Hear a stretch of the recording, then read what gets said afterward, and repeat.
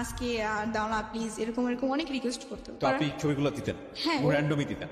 ভাইয়া আমার নানার বাড়ি হচ্ছে কুমিল্লাতে, তো দেবিদ্বার।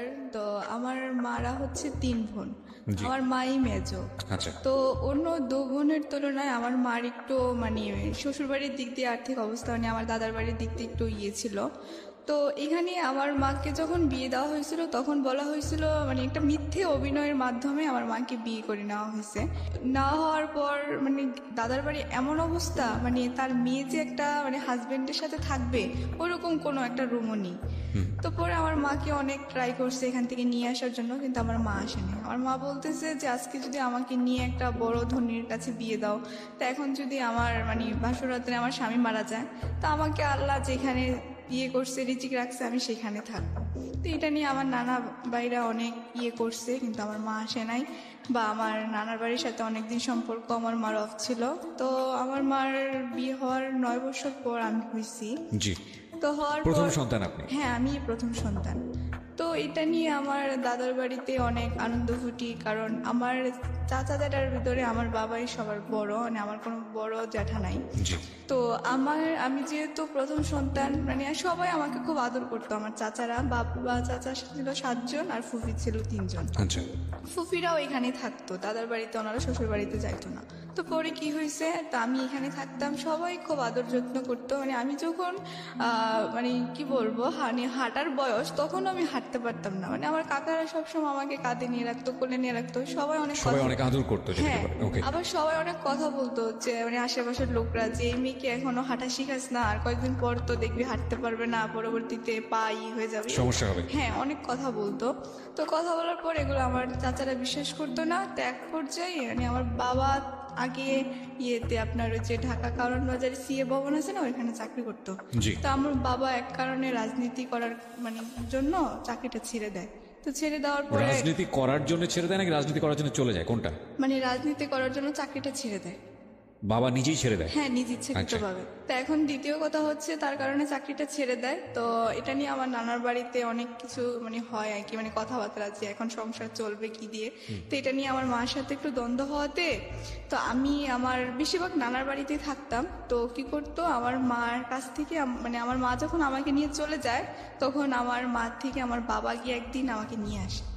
এক পর্যায়ে মানে আমার মার একটা চাকরি হয়, চাকরি হওয়ার পরে আমার মা খুব বিজি হয়ে যায়। বিজি হওয়ার পর আমি যে তার একটা সন্তান, সে যে মানে একটা কোনো দায়িত্ব বা মানে আমার পিছনে যে তার একটা সময় দেওয়া সেটা দিতে পারতেছে না। এক পর্যায়ে একা হয়ে যায়। মানে আমার নানু বাড়িতে যতদিন থাকি এতদিন ভালো লাগে, কিন্তু এখানে আসলে আমার আর ভালো লাগে না।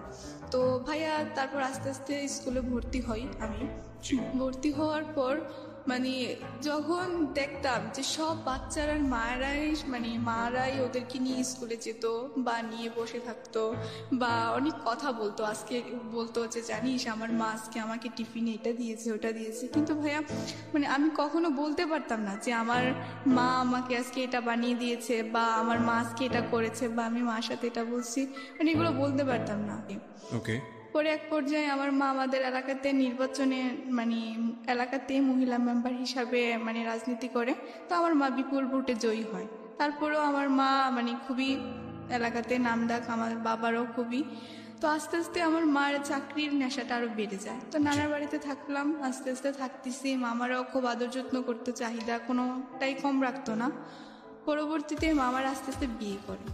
আচ্ছা। বিয়ে করার পর ভাইয়া মানে মামার আগে যেমন ছিল তার থেকে একটু চেঞ্জ হয়ে গেছে, এটা স্বাভাবিক হয়ে যাবে, কিন্তু মানে আস্তে আস্তে এমন হয়ে যাচ্ছে মনে হচ্ছে যেন আমি তাদের বাসার কোনো একটা কাজের মেয়ে আর তারা হচ্ছে জমিদার, মানে এরকম হয়ে যাচ্ছে। মানে আমার মামি ধরেন সকালবেলা যে মামারা কখনো মাটিতে রাখতো না, সেই মামারা এখন সিচুয়েশনালি সেই ভাগ্নিকে কাজের মেয়ে বানিয়ে ফেলেছে। হ্যাঁ হ্যাঁ, ওকে। মানে সকালবেলা ঘুম থেকে ওঠার পর আমি যখন স্কুলে যেতাম তখন আমার মামা নিয়ে আমাকে বলতো যে তুমি স্কুলে যাওয়ার আগে আমাকে চা দিয়ে যাবা। তখন বড়জন বিয়ে করছে, তা আমি কি করতাম, কিছু বলতাম না, আমি চা দিয়ে যেতাম বা উনি বলতো আমার কাপড়গুলো ধুয়ে দাও, ধুয়ে দিতাম। মানে ও যা বলতো আমি তাই করতাম, কারণ আমি এখন কি বলবো, কারণ আমার নানা একজন খুবই অসুস্থ হয়ে পড়ছে বাসায়। তো অসুস্থ হওয়ার পর এখন তো নানার কথা তো আর কিছু শুনবে না, মামাদের হাতে এই সংসার। তো যাক, ভালোই, আমি ওনাদের কথা মতো চলতাম। মাঝে সাঝে এমন কিছু ব্যবহার করতো মানে যা আর সহ্য করার মতো না। তো আমি মাঝে সাঝে নীরবে, মানে আমার একটা ছোটবেলা থেকে মানে ইয়ে ছিল যে মানে আমি কখনো প্রকাশ্যে কারোর কাছে কান্না করতাম না, মানে সবসময় গোপনে কান্না করতাম। তো শুয়ে শুয়ে যখন কান্না করতাম বা মানে মাঝে সাঝে মা আসলে প্রশ্ন করতাম যে আমি তোমার সাথে থাকবো বা তোমার সাথে যাব, কিন্তু আমাকে কখনো মানে নিয়ে যেত না বা বলতো না যে আমি আমার জন্মের, আমার মনে আছে যে 8 বছর পর আমি আমার নিজ এলাকাতে যাই। আর আমি যখন আমার মায়ের সাথে কোথাও যাই তখন সবাই প্রশ্ন করে যেটা কি, তখন আমার মা আনসার দেয় যে এটা আমার বোনের মেয়ে। হোয়াট? আমার মা মানে আমার এলাকাতে জানে না যে আমার মায়ের একটা মেয়ে আছে। তো বোনের মেয়ে বলতে হবে কেন? মানে তার মেয়ে বললে সবাই প্রশ্ন করে যে আপনার এত বড় মেয়ে, আমরা তো আগে জানলাম না। কি ম্যাডাম, আপনার এত বড় মেয়ে আছে, কই আপনি তো আগে বলেন নাই। এটা কি এটা কি আপনার সঙ্গেই ঘটতো? র্যান্ডমলি আপনার সামনেই এটা ঘটতো? হ্যাঁ, আমার সামনেই। পরে আমার মা মানে ওনার সাথে দাঁড়ালে মানে বোঝা যায় না যে আমার মায়ের বয়সটা তেমন একটা বোঝা যায় না। তো এখন যদি আমি দাঁড়াই যে এত বড় মেয়ে আছে, তারপরে তো তেমন কেমন না। তার জন্য আমার মা এখনো পর্যন্ত আমি যদি কোথাও যাই, আমার মা প্রকাশ করে যেটা আমার বোনের মেয়ে, বা আমাকে কোথাও নিয়ে যেতে চায় না। খুবই খুবই দুঃখজনক। আমি জানি না যে এটা আসলে কোন ধরনের মানসিকতার পরিচয়, বাট এটা খুব দুঃখজনক। এটা নাথিং টু সে, কারণ মাকে জাজ করার কোনো রাইটসই আমার নাই, বাট সন্তানের জায়গা থেকে শুধু বলতে পারি আমার মা যদি এটা করতো তাহলে আমি কোনোভাবেই মেনে নিতে পারতাম না। সো সেই জায়গা থেকে বলবো যে এটা খুবই দুঃখজনক। ওকে, বলুন তারপর। তো এক পর্যায়ে কি করছে, আমার 5-এ পিএসসি পরীক্ষা হয়। তা আমি মাকে বলি যে মা, আমার তো একজন টিচার দরকার, বাট সামনে একটা পিএসসি পরীক্ষা বা একটা গাইডলাইনের দরকার। তো তুমি একটু আমাকে যদি একটু নজর দিতে তাহলে মনে হয় আমার একটু ভালো হতো। তখন আমার মার আনসারটা এই ছিল যে তোমার লেখাপড়া তুমি করবে, তাতে তো আমার কোনো কিছু নেই। তো আমি ওদিন অনেক আমি বুঝিনি, মানে 9 বছর পরে আপনি আপনার মায়ের প্রথম সন্তান, তারপরেও আপনার সঙ্গে এই ধরনের আচরণের প্রশ্নটা কি? মানে কোনো রকম কি ক্ষোভ ছিল? এবং আমি যত জানি যে আপনার মার কাছে বড় হওয়ার কথা, কিন্তু সেটা আপনি বড় না হয়ে আপনি বড় হয়েছেন আপনার নানুর কাছে, জি, মানে আপনার মায়ের মার কাছে। মানে আমার মার হচ্ছে কি, মানে যখনই আমার মা সংসারে ছিল তখনই আমার মা ভালো ছিল, আমি দেখতাম। কিন্তু আমার মা যখনই বাহিরের জগতে চলে গেছে, মানে চাকরির জগতে বা পলিটিশিয়ান মানে জগতে চলে গেছে, তখনই আমার মা একটা আপনার অন্যরকম বাবা এবং মা কি একই দলের পলিটিক্স করতো? জি, একই করে। কিন্তু আমার বাবা মার ভিতরে ম্যাক্সিমামই দেখা যায় যে দুজনের মধ্যে খুব অশান্তি চলে। Okay. মানে তাদের ভিতরে স্বামী স্ত্রীর কোনো একটা যে ভালোবাসা, ওটা খুবই কম থাকে। এবং একটা সন্তানের জন্য কত বড় পীড়াদায়ক, একটা সন্তানের মানসিক বিকাশের জন্য এটা কতটা কষ্টকর, এটা যে সন্তান সেই খুব ভালো করে বলতে পারবে। একটা বাবা মার ঝগড়া বা বাবা মার মনোমালিন্য ওই সন্তানের উপর কতটা ভয়াবহ ইফেক্ট ফেলে আপনি চিন্তাও করতে পারবেন না। বলুন। তো মা বলে যে হ্যাঁ, তোমার পড়া তুমি করে নাও। হ্যাঁ, তো এক পর্যায়ে দেখা গেছে আমার পিএসসি পরীক্ষা আসে। তখন আমি আমার মাকে বলি যে মা, আমার তো ফাইনাল পরীক্ষা, আমাকে একটু সেন্টারে নিয়ে যাবা, বা আমার তো জাস্ট বেশি দিন না, কয়েকদিন পরীক্ষা, তুমি আবার চলে যাও। তো পরে আমার মা বলে কি, তোমার পরীক্ষা দিতে যাও, মায়ের দোয়া আছে সবসময়, আমি খুব বিজি।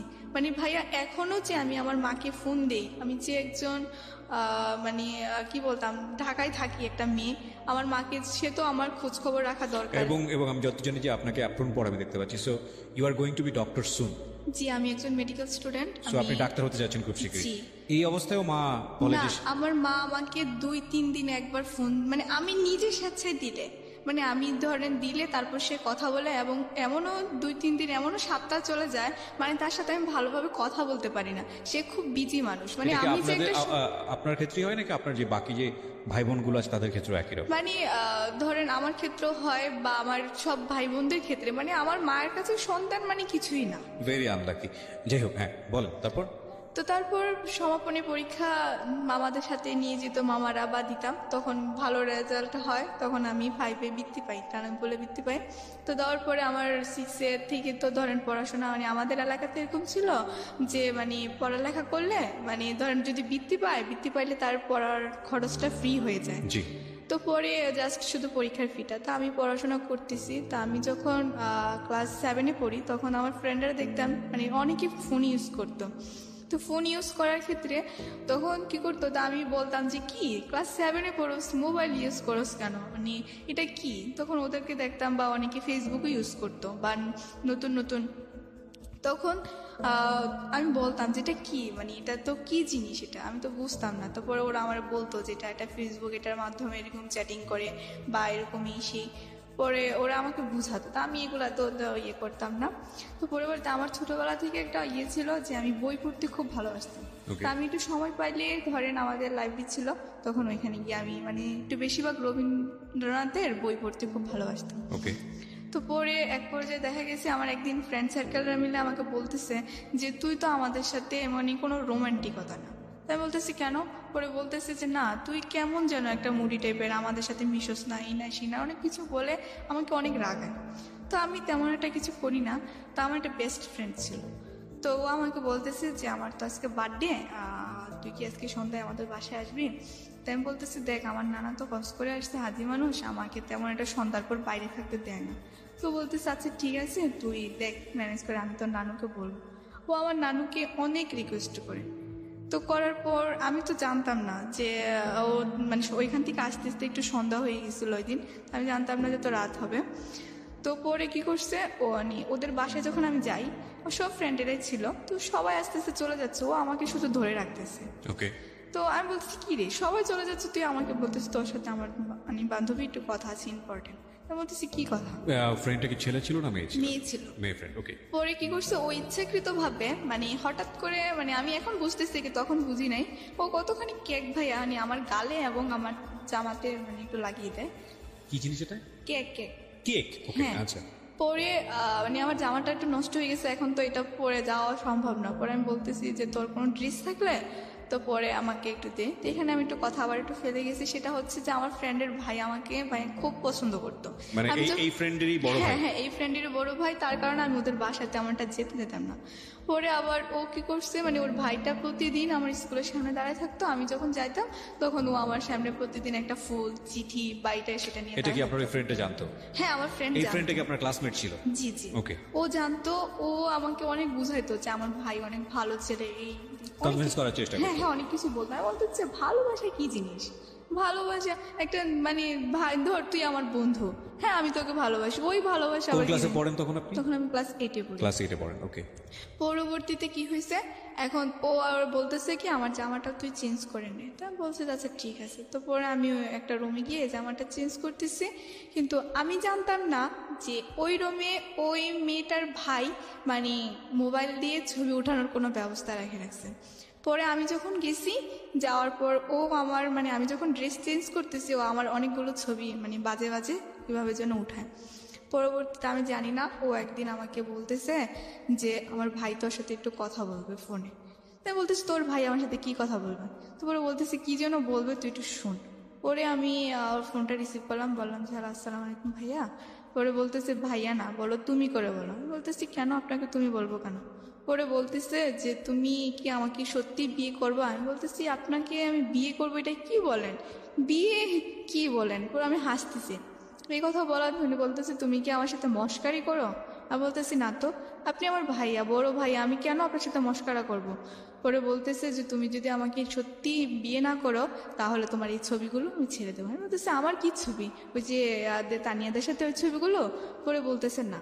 পরে উনি বলতেছে তুমি আমার সাথে আজকে গেটের সামনে দাঁড়াও, তোমার ছবিগুলো একটু তুমি নিজে দেখে যেও যে তোমার কি ছবি। পরবর্তীতে আমি স্কুল থেকে যাওয়ার পথে গেটের সামনে দাঁড়ালাম। দাঁড়ানোর পর ওই দিন আবার কি করছে, উনি যখন আমাকে মোবাইলের ছবিগুলো দেখাচ্ছিল তখন ওনার এক ফ্রেন্ড আমার মামাকে দেখাইছিল যে আপনার ভাগ্নি দেখেন স্কুল থেকে যাওয়ার পথে ওই দেখেন ছেলের সাথে কি যেন কথা বলতেছে। মানে আমি যে দাঁড়ায় ছবিগুলো দেখতেছি এমন সময় হঠাৎ করে ইয়ে করে ফেলছে, মামাকে পর্যন্ত দেখাইছে। পরবর্তীতে উনি আমাকে এই ছবিগুলো দেখায় বলছে যে তুমি যদি আমাকে না বিয়ে করো তাহলে এগুলো আমি ইন্টারনেটে ছেড়ে দেবো এবং তোমার ফ্যামিলির যত মান সম্মান আছে সব আমি নষ্ট করে দেবো। পরবর্তীতে আমি এগুলা মানে কাউকে বলতেও পারতেছি না, সহ্য করতে পারতেছি না। তখন মানে আমি কি করব আমি নিজেও বুঝতেছি না, কারণ বিয়ে কি জিনিস ওইটাই আমি ভালোভাবে বুঝি না, আর আমি বিয়ে করবোটা কি। পরবর্তীতে আমি আমার মানে কাকে বলবো, পরে নানুকে বলছি, ভাই আমার নানু হচ্ছে কি মানে শিক্ষিত না, একটু মানে ইয়ে টাইপের, মানে তেমন একটা বুঝে না, তো ইন্টারনেট কি বা মোবাইল সম্বন্ধে তার কোনো ধারণা নেই। ওকে। পরবর্তীতে কি বলছে যে তুই তোর মাকে বুঝা, কারণ তোর মা তো আবার একটু মানে সব জানে টানে, তোর মাকে বল। পরে আমি আমার মাকে বলছি, পরে বলার পরে আমার মা কি করছে, ওই দিন আমার নানার বাড়িতে আসছে, ভাইয়া এসে আমাকে এমন মায়ের মারছে, মানে আমি তখনই সেন্সলেস হয়ে গেছি। আমার মামাও আমাকে মারছে, আমার মাও আমাকে মারছে, মানে আমার নানুও আমাকে অনেক কথা শোনাইছে, সবাই আমাকে খুব মারছে। মানে আমি এমন মানে কি বলবো, আমার তখন সেন্স ছিল না মানে মার খেতে খেতে। পরবর্তীতে আমি হঠাৎ করে দেখি যে আমি একটা রুমে মানে শুয়ে আছি, আমাদের একটা রুম আছে আর কি, মানে ওটা একদম মানে ইয়ে দিয়ে মানে ধরেন আপনার পুরাতন জিনিসপত্র রাখা হয় আর কি। আমার মা আমাকে ওই রুমে ফালাই রাখছে, মানে দরজা নক করে, যাতে আমি আর ওই রুম থেকে বের না হতে পারি। ভাই আমাকে একটানা 2 দিন কোনো কিছু খেতে দেওয়া হয়নি। এই ঘটনার প্রেক্ষাপটে হ্যাঁ, পরে আমার মা আমাকে মানে পরে রুমে আসছে, এসে বলতেছে যে তুই কি মরবি না আমি তোকে বিষ এনে খাওয়াবো। তারপরে ভাই আমার মানে মা খুবই টর্চার করে, তো ছেলেটা কোনোভাবে বুঝতে পারে যে আমি কলেজে যাচ্ছি না ওর বোনের মাধ্যমে, আরে সরি স্কুলে যাচ্ছি না। তো পরবর্তীতে এখন ও কি করছে, আমাদের বাসায় সরাসরি 2-1 জন ছেলে নিয়ে চলে আসছে মানে এলাকার। তো আসার পর বলতেছে যে আন্টি আপনার মেয়ে যা মানে হয়েছে সব কিছু মানে আমি করছি বা এসে, এখন আমি আপনার মেয়েকে বিয়ে করলে অনেক সুখী রাখবো, কিন্তু আপনি একটাই কথা বলবো যে আপনার মেয়েকে যদি আমার কাছে বিয়ে না দেন তাহলে আমি মানে কী করবো আমি নিজেও জানি না। ভাইয়া ওই ছেলেটা ছিল 1 নম্বরে, মানে ও যদি ভালো ছেলেও হতো, মানে ধরেন গরিবের সন্তান হলেও আমার মা তেমন কিছু বলতো না, কারণ আমার মা একটা জিনিস মানে একটু মানে আমার ফ্যামিলির দিক দিয়ে সবাই একটু বিশ্বাস করে যে ধনী গরিব তো আল্লাহরই সৃষ্টি, তো এখন ওইটা মানে বিভেদ করে না তারা। তো এখন কি করছে, ও মানে এমন একটা ছেলে ছিল যে মানে আমাদের এলাকাতে 2-3টা মার্ডার করছে। খুবই ডেসপারেট। হ্যাঁ খুবই। আর ও কি করতো, মানে আমাকে যদি ধরেন স্কুল থেকে আসতে সময় আমি যদি কোনো ছেলের সাথে কথা বলতাম, এরপরে গিয়ে শুনতাম যে ওই ছেলের মানে খুব মার খাইছে বা ওই ছেলের কোনো না কোনো একটা প্রবলেম হয়েছে, মানে আমি আমার এলাকার কোনো ছেলের সাথে কথা বলতে পারতাম না, বা কোনো বাইরের ছেলে তো প্রশ্নই ওঠে না। মানে স্কুলেও কোনো ছেলেদের সাথে কথা বলতে পারতাম না, মানে সবসময় মানে আমার কথা হচ্ছে যে মেয়েদের সাথে কথা বলা আর মেয়েদের সাথে স্কুল থেকে আসা। পরে কি হয়েছে, এক পর্যায়ে মানে আমার মাকে অনেক ধরনের হুমকি দিছে বা অনেক কিছু বলছে, বলার পর আমার মা এখন কি করবে, এখন আমার মা যেহেতু একটা রাজনীতি বড় একটা পর্যায়ে, এখন মান সম্মান বাঁচানোর জন্য আমার মা একদিন সকালে আমাকে বলতেছে যে তুমি আজকে সকাল সকাল ফ্রেশ হয়ে যাও। মানে মা এমনভাবে কথা বলতেছে ভাই, আমার মনে হচ্ছে যেন আমি আকাশের চাঁদ হাতে পেয়ে গেছি, যে আমার মা আমার সাথে এত সুন্দর করে কথা বলতেছে।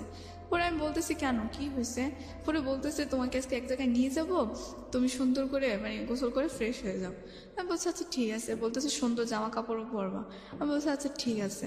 পরে মানে এমনভাবে বলতেছে মনে মানে আমি এত খুশি, মানে আমি এই খুশি কাকে বুঝাবো, যে আমার মা আজকে আমাকে এক জায়গায় নিয়ে যাবে, নিজে সে বলছে যে আমাকে নিয়ে যাবে। পরবর্তীতে আমি তখন মার কথা শুনে সব কিছু রেডি, পরে গিয়ে দেখি রাস্তায় মানে সিনজির ভিতরে ও, তারপর মা, তারপর সামনে 2 জন লোক। পরে আমি বাবা কোথায়? বাবা নাই, বাবা আমাদের এলাকাতে। আপনি কোথায়? আমি নানার বাড়িতে। তখন ওখানেই মা থাকে? না, মা আসছে এখানে, মা মা তো কাজ থাকতো? করে। মা থাকতো বাবার সঙ্গে? হ্যাঁ বাবা। এত ঘটনা ঘটে যাচ্ছে, বাবা এগুলো জানে না? না, বাবা কিছুই জানে না, বাবাকে কিছুই বলা হয়নি। তবে আমি অনেক চেষ্টা করছি যে ফোনের মাধ্যমে বাবার সাথে ফোনে কন্ট্যাক্ট করব, কিন্তু কন্ট্যাক্ট করতে গেলে তখনও আমাকে মারতো। মানে কি বাবার সঙ্গে কি মার ছাড়াছাড়ি হয়ে গিয়েছে নাকি? না, বাবার সাথে মোটামুটি মানে আমার বাবা মার মানে একটাই ইয়ে আছে যে ওরা স্বামী স্ত্রী এতটুকু প্রমাণ, কিন্তু এছাড়া এদের মাধ্যমে কোনো যে একটা মানে ভালোবাসা বলেন বা কোনো একটা মনের মিল বলেন, কোনো কিছুই নাই। মানে আমার বাবা মার ভিতরে আমি 100 থেকে 99% দিনে দেখি ওদের ভিতরে ঝগড়া লেগেই থাকে। মানে কেউ কাউকে পাত্তা দেয় না? না, কেউ ডিসিশন মেকিং এর জায়গায় কেউ কাউকে ধার ধারে না? না না, যার যার ইচ্ছা মতো। আপনার চোখের সামনে কি কখনো দেখতেন গায়ে হাত তোলাতুলি, মারামারি? হ্যাঁ, আমি আমার যখন আমি একটু কথা ফেলে গেছি, আমার ছোট ভাইটা যখন মানে হয়েছিল, মানে আমার পরের জন যেটা, আমার 2টা ভাই আমার ছোট, তো আমার পরে যেটা মানে কি ও যখন জন্মেছিল তখন আমার বাবা আমার মাকে এত মারছিল, মানে আমার মাকে পুরো খাটের চিপা দিয়ে পর্যন্ত ফেলে দিছে, আর আমার ভাইটাকে এভাবে ছোট ফিটার খাইতেছে, ওকে ধরে একদম খাটের এই প্রান্তে থেকে ওই প্রান্তে ছুঁড়ে মারছে। মানে আমার বাবা আমার মাকে প্রচুর মারতো, মানে এক পর্যায়ে আমার মা মানে মায়ের খেতে খেতে একদম প্রতিবাদী হয়ে গেছে। পরে আমার মাও বাবাকে পাত্তা দেয় না, বাবাও মাকে পাত্তা দেয় না, মানে এরকম হয়ে গেছে আর কি। ওকে, পরবর্তীতে ভাই আমি যাচ্ছি মার সাথে, কিন্তু কোথায় যাচ্ছি মা আমাকে কিছুই বলে না। পরবর্তীতে গিয়ে দেখি এক হুজুরের বাড়ি। আমি বলতেছি মা এইখানে কোথায় আসছো বা এটা কি, আমি তো চিনি না। পরে বলতেছি তোমার এত চেনার দরকার নেই, তোমাকে যেখানে নিয়ে আসছি তুমি সেখানে থাকো। তো পরে আমি বলতেছি যে মা মানে কি আমাকে একটু বলবা। বলতেছে যে কিছু না, আজকে তোমার বিয়ে। আমি বলতেছি কি বলতেছো বিয়ে, কি তুমি কি আমার সাথে মজা করতেছো? মা বলতেছে যে না, আমি তোমাকে তো মজা করতে যাবো কেন, তুমি যা কাজ করছো তার পাপের প্রায়শ্চিত্ত ভোগ করবো এখন। আমি বলতেছি মা আমি তো কোনো অন্যায় কাজ করি নাই বা আমি তো কিছুই করি নাই, কেন পাপের প্রায়শ্চিত্ত ভোগ করবো?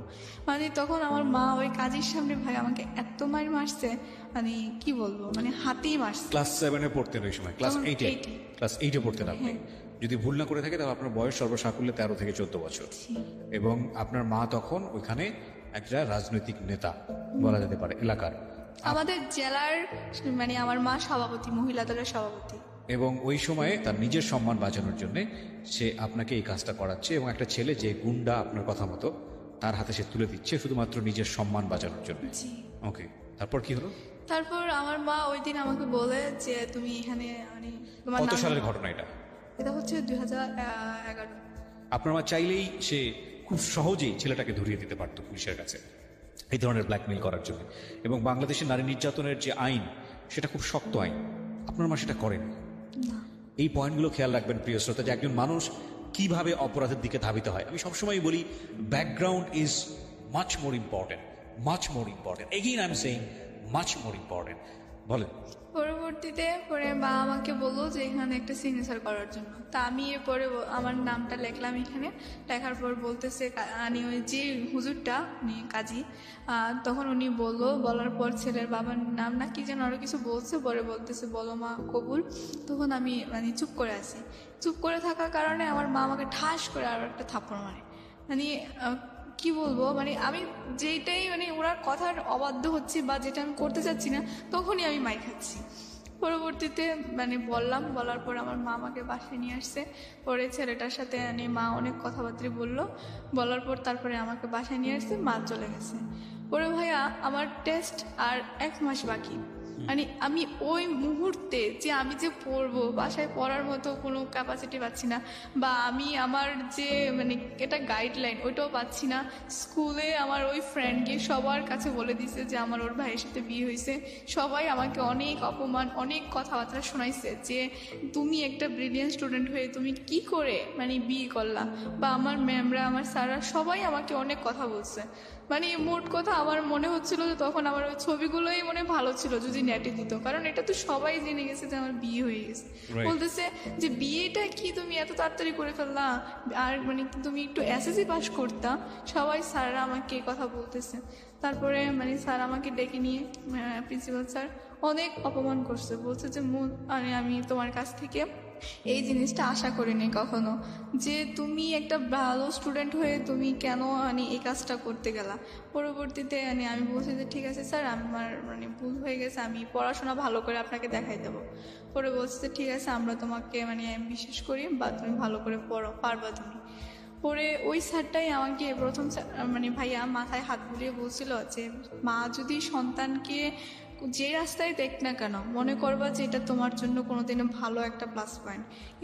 কিন্তু আমি ভাইয়া আমি আমার মার জন্য একটু তখন কষ্ট করি নাই। তখন আমি ভাবছিলাম যে আমার স্যার যেহেতু আমাকে যেটা মানে আমি ওই স্যারটার কথা খুব মানতাম।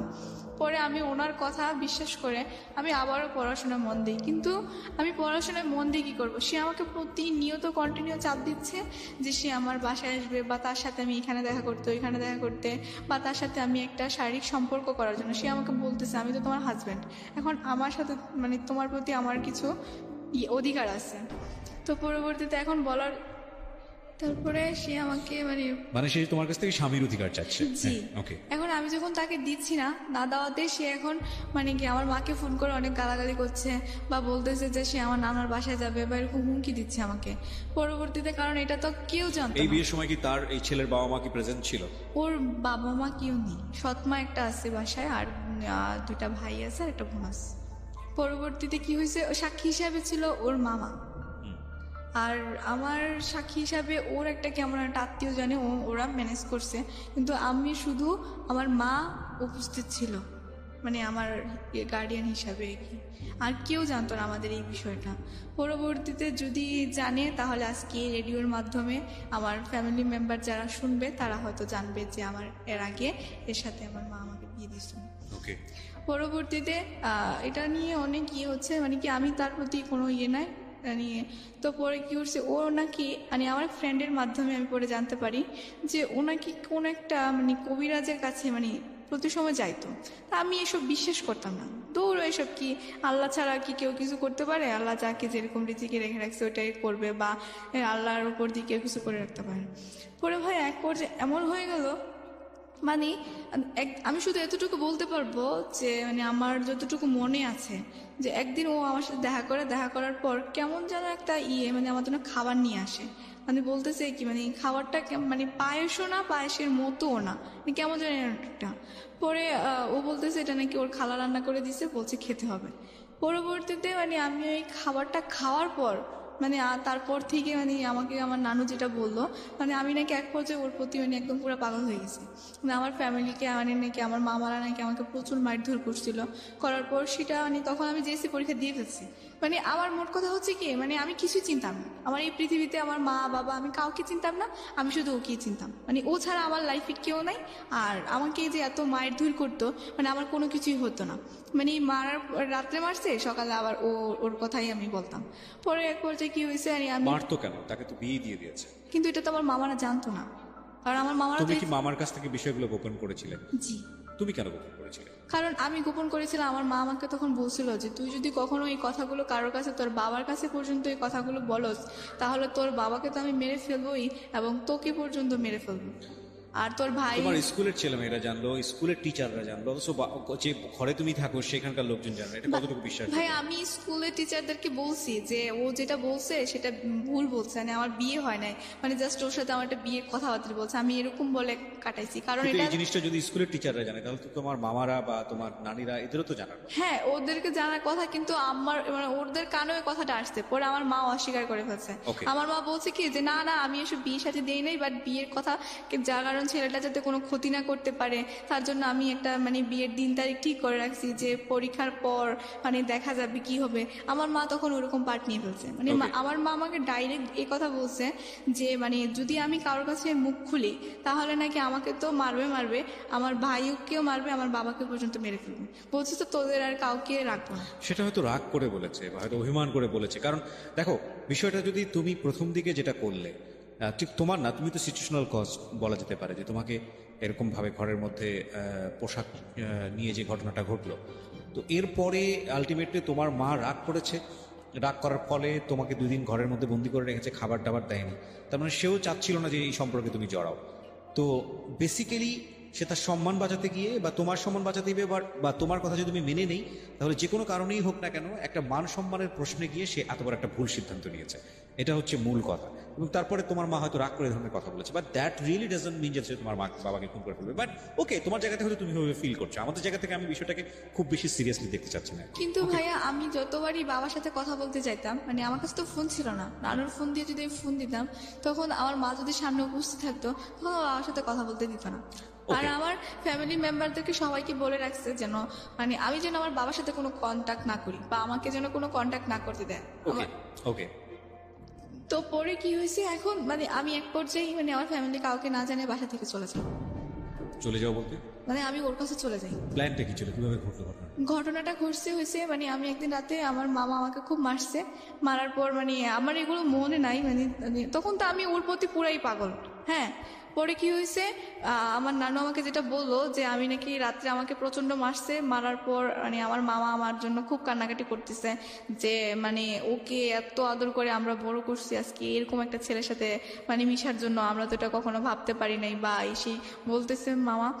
পরে কি হয়েছে, সকালে উঠে দেখে আমি বাসায় নেই, আমি সকালে মানে চলে গেছি ওর কাছে। পরে কোথায় খুঁজে পাচ্ছে না, একমাত্র মানে ও নাকি শুধু আমার মাকে ইনফর্ম করছিল যে এই জায়গায় আছে। পরে ইনফর্ম করার পর মানে আমার তো নাই, পরে আমার মা বলছে কি যে আমি নাকি আমার ফুপ্পির বাসায় আছি। তো পরে আর আমার মামারা কিছু বলে নাই। প্রায় 1 মাস পর আমি তখন আবার আমার নানুর বাসায় আসি, কারণ আমার রেজাল্ট। 1 মাস তুমি কোথায় ছিলে? 1 মাস ওর সাথেই ছিলাম। 1 মাসের সংসার জীবন কি ছিল? 1 মাসে সংসার জীবন কি ছিল ভাইয়া, হঠাৎ করে একদিন মানে আমার না কেমন যেন লাগতেছিল, মানে আমার মানে ওইটার নেশাটা মনে হয় যখন আস্তে আস্তে কেটে যাচ্ছিল, ও আমাকে প্রচন্ড মারতো। মানে আমি যখন আস্তে আস্তে মানে বুঝতেছি বা আমি জিনিসটি ফিল করতেছি, তখন আমি যখন ওর থেকে একটু দূরে দূরে চলে যাচ্ছি, তখন আমার মানে ও আমাকে প্রচন্ড মারতো। মানে এক পর্যায়ে ও ড্রিঙ্কস করতো, এটা তো আমি আগে থেকেই জানতাম যে ও ড্রিঙ্কস করতো। ও কি করতো তখন?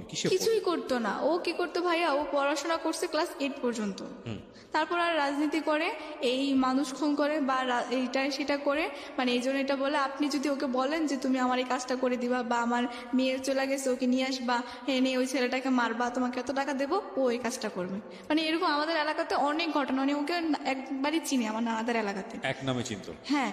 তো পরে কি হয়েছে, এখন ও এরকমই কাজ করতো আর প্রচন্ড যে টাকা ইনকাম করতো, সংসারে তো দিত নাই, উল্টা নিজে ড্রিঙ্কস করে এরকম করতো। আপনি হয়তো আমার দেখতে পারবেন যে আমার কপালে একটা কাটা দাগ আছে।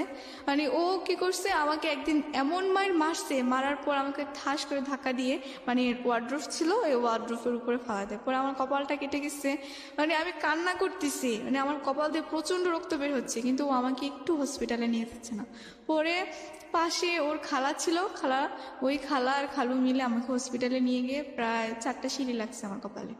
তারপরে ভাইয়া আমি এখন আমার মাকে বলছি, কিন্তু আমার মা তো কোনোভাবেই আর ইয়ে করবে না। মা বলতেছে তোমার ভাগ্যে যেটা আছে তুমি সেটাই করো। পরবর্তীতে ভাইয়া আমি কাকে কি বলবো? লেখাপড়া তখন বন্ধ? হ্যাঁ, লেখাপড়া তো তখন বন্ধ, কারণ ওই যে জেএসসি পরীক্ষা দিলাম, রেজাল্ট তো দিচ্ছে না তখন, মোট কথা। তারপরে কাউকে বলতে পারতেছি না। আমি আমার নানুকে যে বলবো, এখন নানু তো কিছুই করতে পারবে না, কারণ সংসার মামাদের হাতে, নানুর তো কোনো কিছুই করার নাই। মামাদের কারোর কাছে বলতে পারতেছি না, বাবার কাছেও বলতে পারতেছি না। পরে আমার এক ফুপ্পি ছিল, পরে আমি আমার ফুপির কাছে মানে অনেক কষ্টে আমি ওনার নাম্বারটা সংগ্রহ করি ফুপির। পরে ফুপির কাছে ফোন করে আমি সব কিছু বলি। পরে ফুপি সব কিছু জানতো, জানার পর মানে পরে বলছে কি যে ঠিক আছে, তুই তো এটা ভুল করে ফেলছিস, বাচ্চা মানুষ, তুই আমার কাছে আয়, আমি তোকে মানে সব কিছু বুঝাবো বা ইয়ে করবো। পরে আমি আমার মামাদের ওইখানে তো আর যাওয়া হয় না, মানে সবাই মামা বলছে যে মানে আম্মু ফোন করে মামাদেরকে বলছে যে আমি আমার মেয়েকে নিয়ে গেছি আর ওইখানে কোনো কিছু হবে না। পরবর্তীতে কি করছে, আমার ফুপির বাসায় নিয়ে আসছে। পরে আসার পরে আমি ফুপি এরকম এরকম করে আমার মামাদের সবাইকে আবার বুঝাইছে যে দেখেন ও তো আমার বাসায় ছিল সেই, এখন ওর মা হয়তো রাগ করে বলতেছে কারণ ওর একটা ঘটনা ঘটে গেছে, আবার ও রাগ করে আপনাদেরকে কিছু না বলে চলে গেছে। এগুলো নিয়ে অনেক কথাবার্তা হওয়ার পর ফুপি আবার বুঝায় আমাকে দিয়ে আসে। কিন্তু ভাইয়া দিয়ে আসার পর মানে কি হয়েছে যে মানে আমি যদি স্কুলে যেতাম তাহলে ও আবার স্কুলের গেটের সামনে দাঁড়ায় থাকতো। ওকে। পরে আমি যদি কারোর সাথে কথা বলতে চাইতাম কোনো ফ্রেন্ডদের সাথে, তাহলে বলতো এই ওর সাথে তোমার কিসের কথা, মানে ও আমার উপর একটা অধিকার খাটাতে চাইতো। মানে আমি কোনো ফ্রেন্ডদের সাথে কোনো মিশতেই পারতাম না বা কিছু করতেও পারতাম না। তো পরে আমি একদিন বলছি কি যে আমি তো আপনাকে চিনি না, আমি ডাইরেক্ট রাস্তায় বলে ফেলছি যে আমি তো আপনাকে চিনি না। এই কথা বলাতে ও রাস্তায় মানুষের সামনে ঠাস করে আমার একটা থাপ্পড় মারে। পরে থাপ্পড় মারাতে এটা আমার মামার মাইন্ডে লাগে। আমার মামা কি করছে, ওই যাচ্ছিল তখন দেখছে আমার মামা যে ও আমাকে থাপ্পড় মারছে। পরে মামা আমাকে বাসায় এসে জিজ্ঞেস করতেছে যে ওর সাথে কি তোমার কোনো সম্পর্ক আছে? আমি বলতেছি না, ওর সাথে আমার কোনো সম্পর্ক নেই। কারণ আমি আমার মামার কাছে এখন যদি বলতে চাই তাহলে আমার মামা কি করবে আমি নিজেও জানি না। তা আমি মামার কাছে জিনিসটা গোপন রাখি যে না। কিন্তু ভাই আমার মানে কজলি ওরকম এরকম কিছু কিছু মনে পড়তেছে, আবার কিছু কিছু মনে পড়তেছে না, এরকম হয়ে গেছে। মানে ওর সাথে আমি কেন গেলাম, ওইখানে কি ছিল আমার বা কি আসে বিষয়। পরে আমার এরকম মনে পড়ছে, আবার একবার ভাবতেছি মা তো আমাকে বিয়ে দিচ্ছে, কিন্তু আমি ওর সাথে কেভাবে গেলাম বা কিভাবে ছিলাম আমার কিছুই মনে ছিল না। আর ওর একটা প্লাস পয়েন্ট ছিল কি, ও যখন মানে আমি যখন ওর সাথে ছিলাম তখন ও আমার কতগুলো মানে ছবি উঠায় রাখছিল। তো ও আমাকে বারবার বলতো যে এগুলো আমি নেটে ছেড়ে দেবো, তুমি যদি আমার সাথে সংসার না করো এগুলো আমি ইন্টারনেটে ছেড়ে দেবো। তারপরে ভাইয়া সে আমাকে মানে বলতো অনেক কথা। তো বলার পরে আমার মানে ফ্রেন্ডেরা মানে আমি এক ফ্রেন্ডের সাথে শেয়ার করছিলাম আর কি। তারপরে বলাতে ও বলতেছে যে দেখ তোর তো মানে এগুলো আর কি করবি, যা হওয়ার হয়ে গেছে এখন। যেহেতু তুই মানে তোদের বিয়ে হয়ে গেছে, তুই ছেলেটাকে মেনে নে তোর হাজবেন্ড হিসাবে। তা বলতেছে আমি তোকে মেনে নিতে পারতেছি না, আমি ওকে কিভাবে মেনে নেবো। পরে ও বলতেছে ঠিক আছে তুই দেখ, ছেলেটা একটা মানুষ, ছবিতে দেখোস না যে খারাপ কিভাবে মস্তান থাকে, নায়ক পরে নায়িকার প্রেমে পড়ে ভালো হয়ে যায়, দেখবি ও আস্তে আস্তে মানে তোকে যদি এতই ভালোবাসে আস্তে আস্তে ভালো হয়ে যাবে, একটু ভালোবাসা দিয়ে হয়ে যাবে। তো পরে আমি ওর কথা শুনে তাই আমি ভাবলাম যে হয়তো সত্যি এরকম হবে। তো হওয়ার পর মানে আমি ওর কথা রাজি হলাম। তো আমি ওকে বললাম যে ঠিক আছে, তুমি যদি আমি তোমার সাথে সংসার করব, সব কিছু করবো, কিন্তু আমার শর্ত হচ্ছে একটা, যে তুমি স্মোক করতে পারবে না আর কোনো ধরনের অন্যায় কাজ করতে পারবে না। তুমি যদি কষ্ট করে রিক্সাও চালাও তাতে আমি খুশি। ওই সময়টাতে কি হচ্ছিল, মানে ফ্যামিলি মেম্বাররা কি জানতো যে তুমি ওর সঙ্গে সংসার করছো বা ওখান থেকে তুমি চলে এসছো, এরকম কোনো কিছু?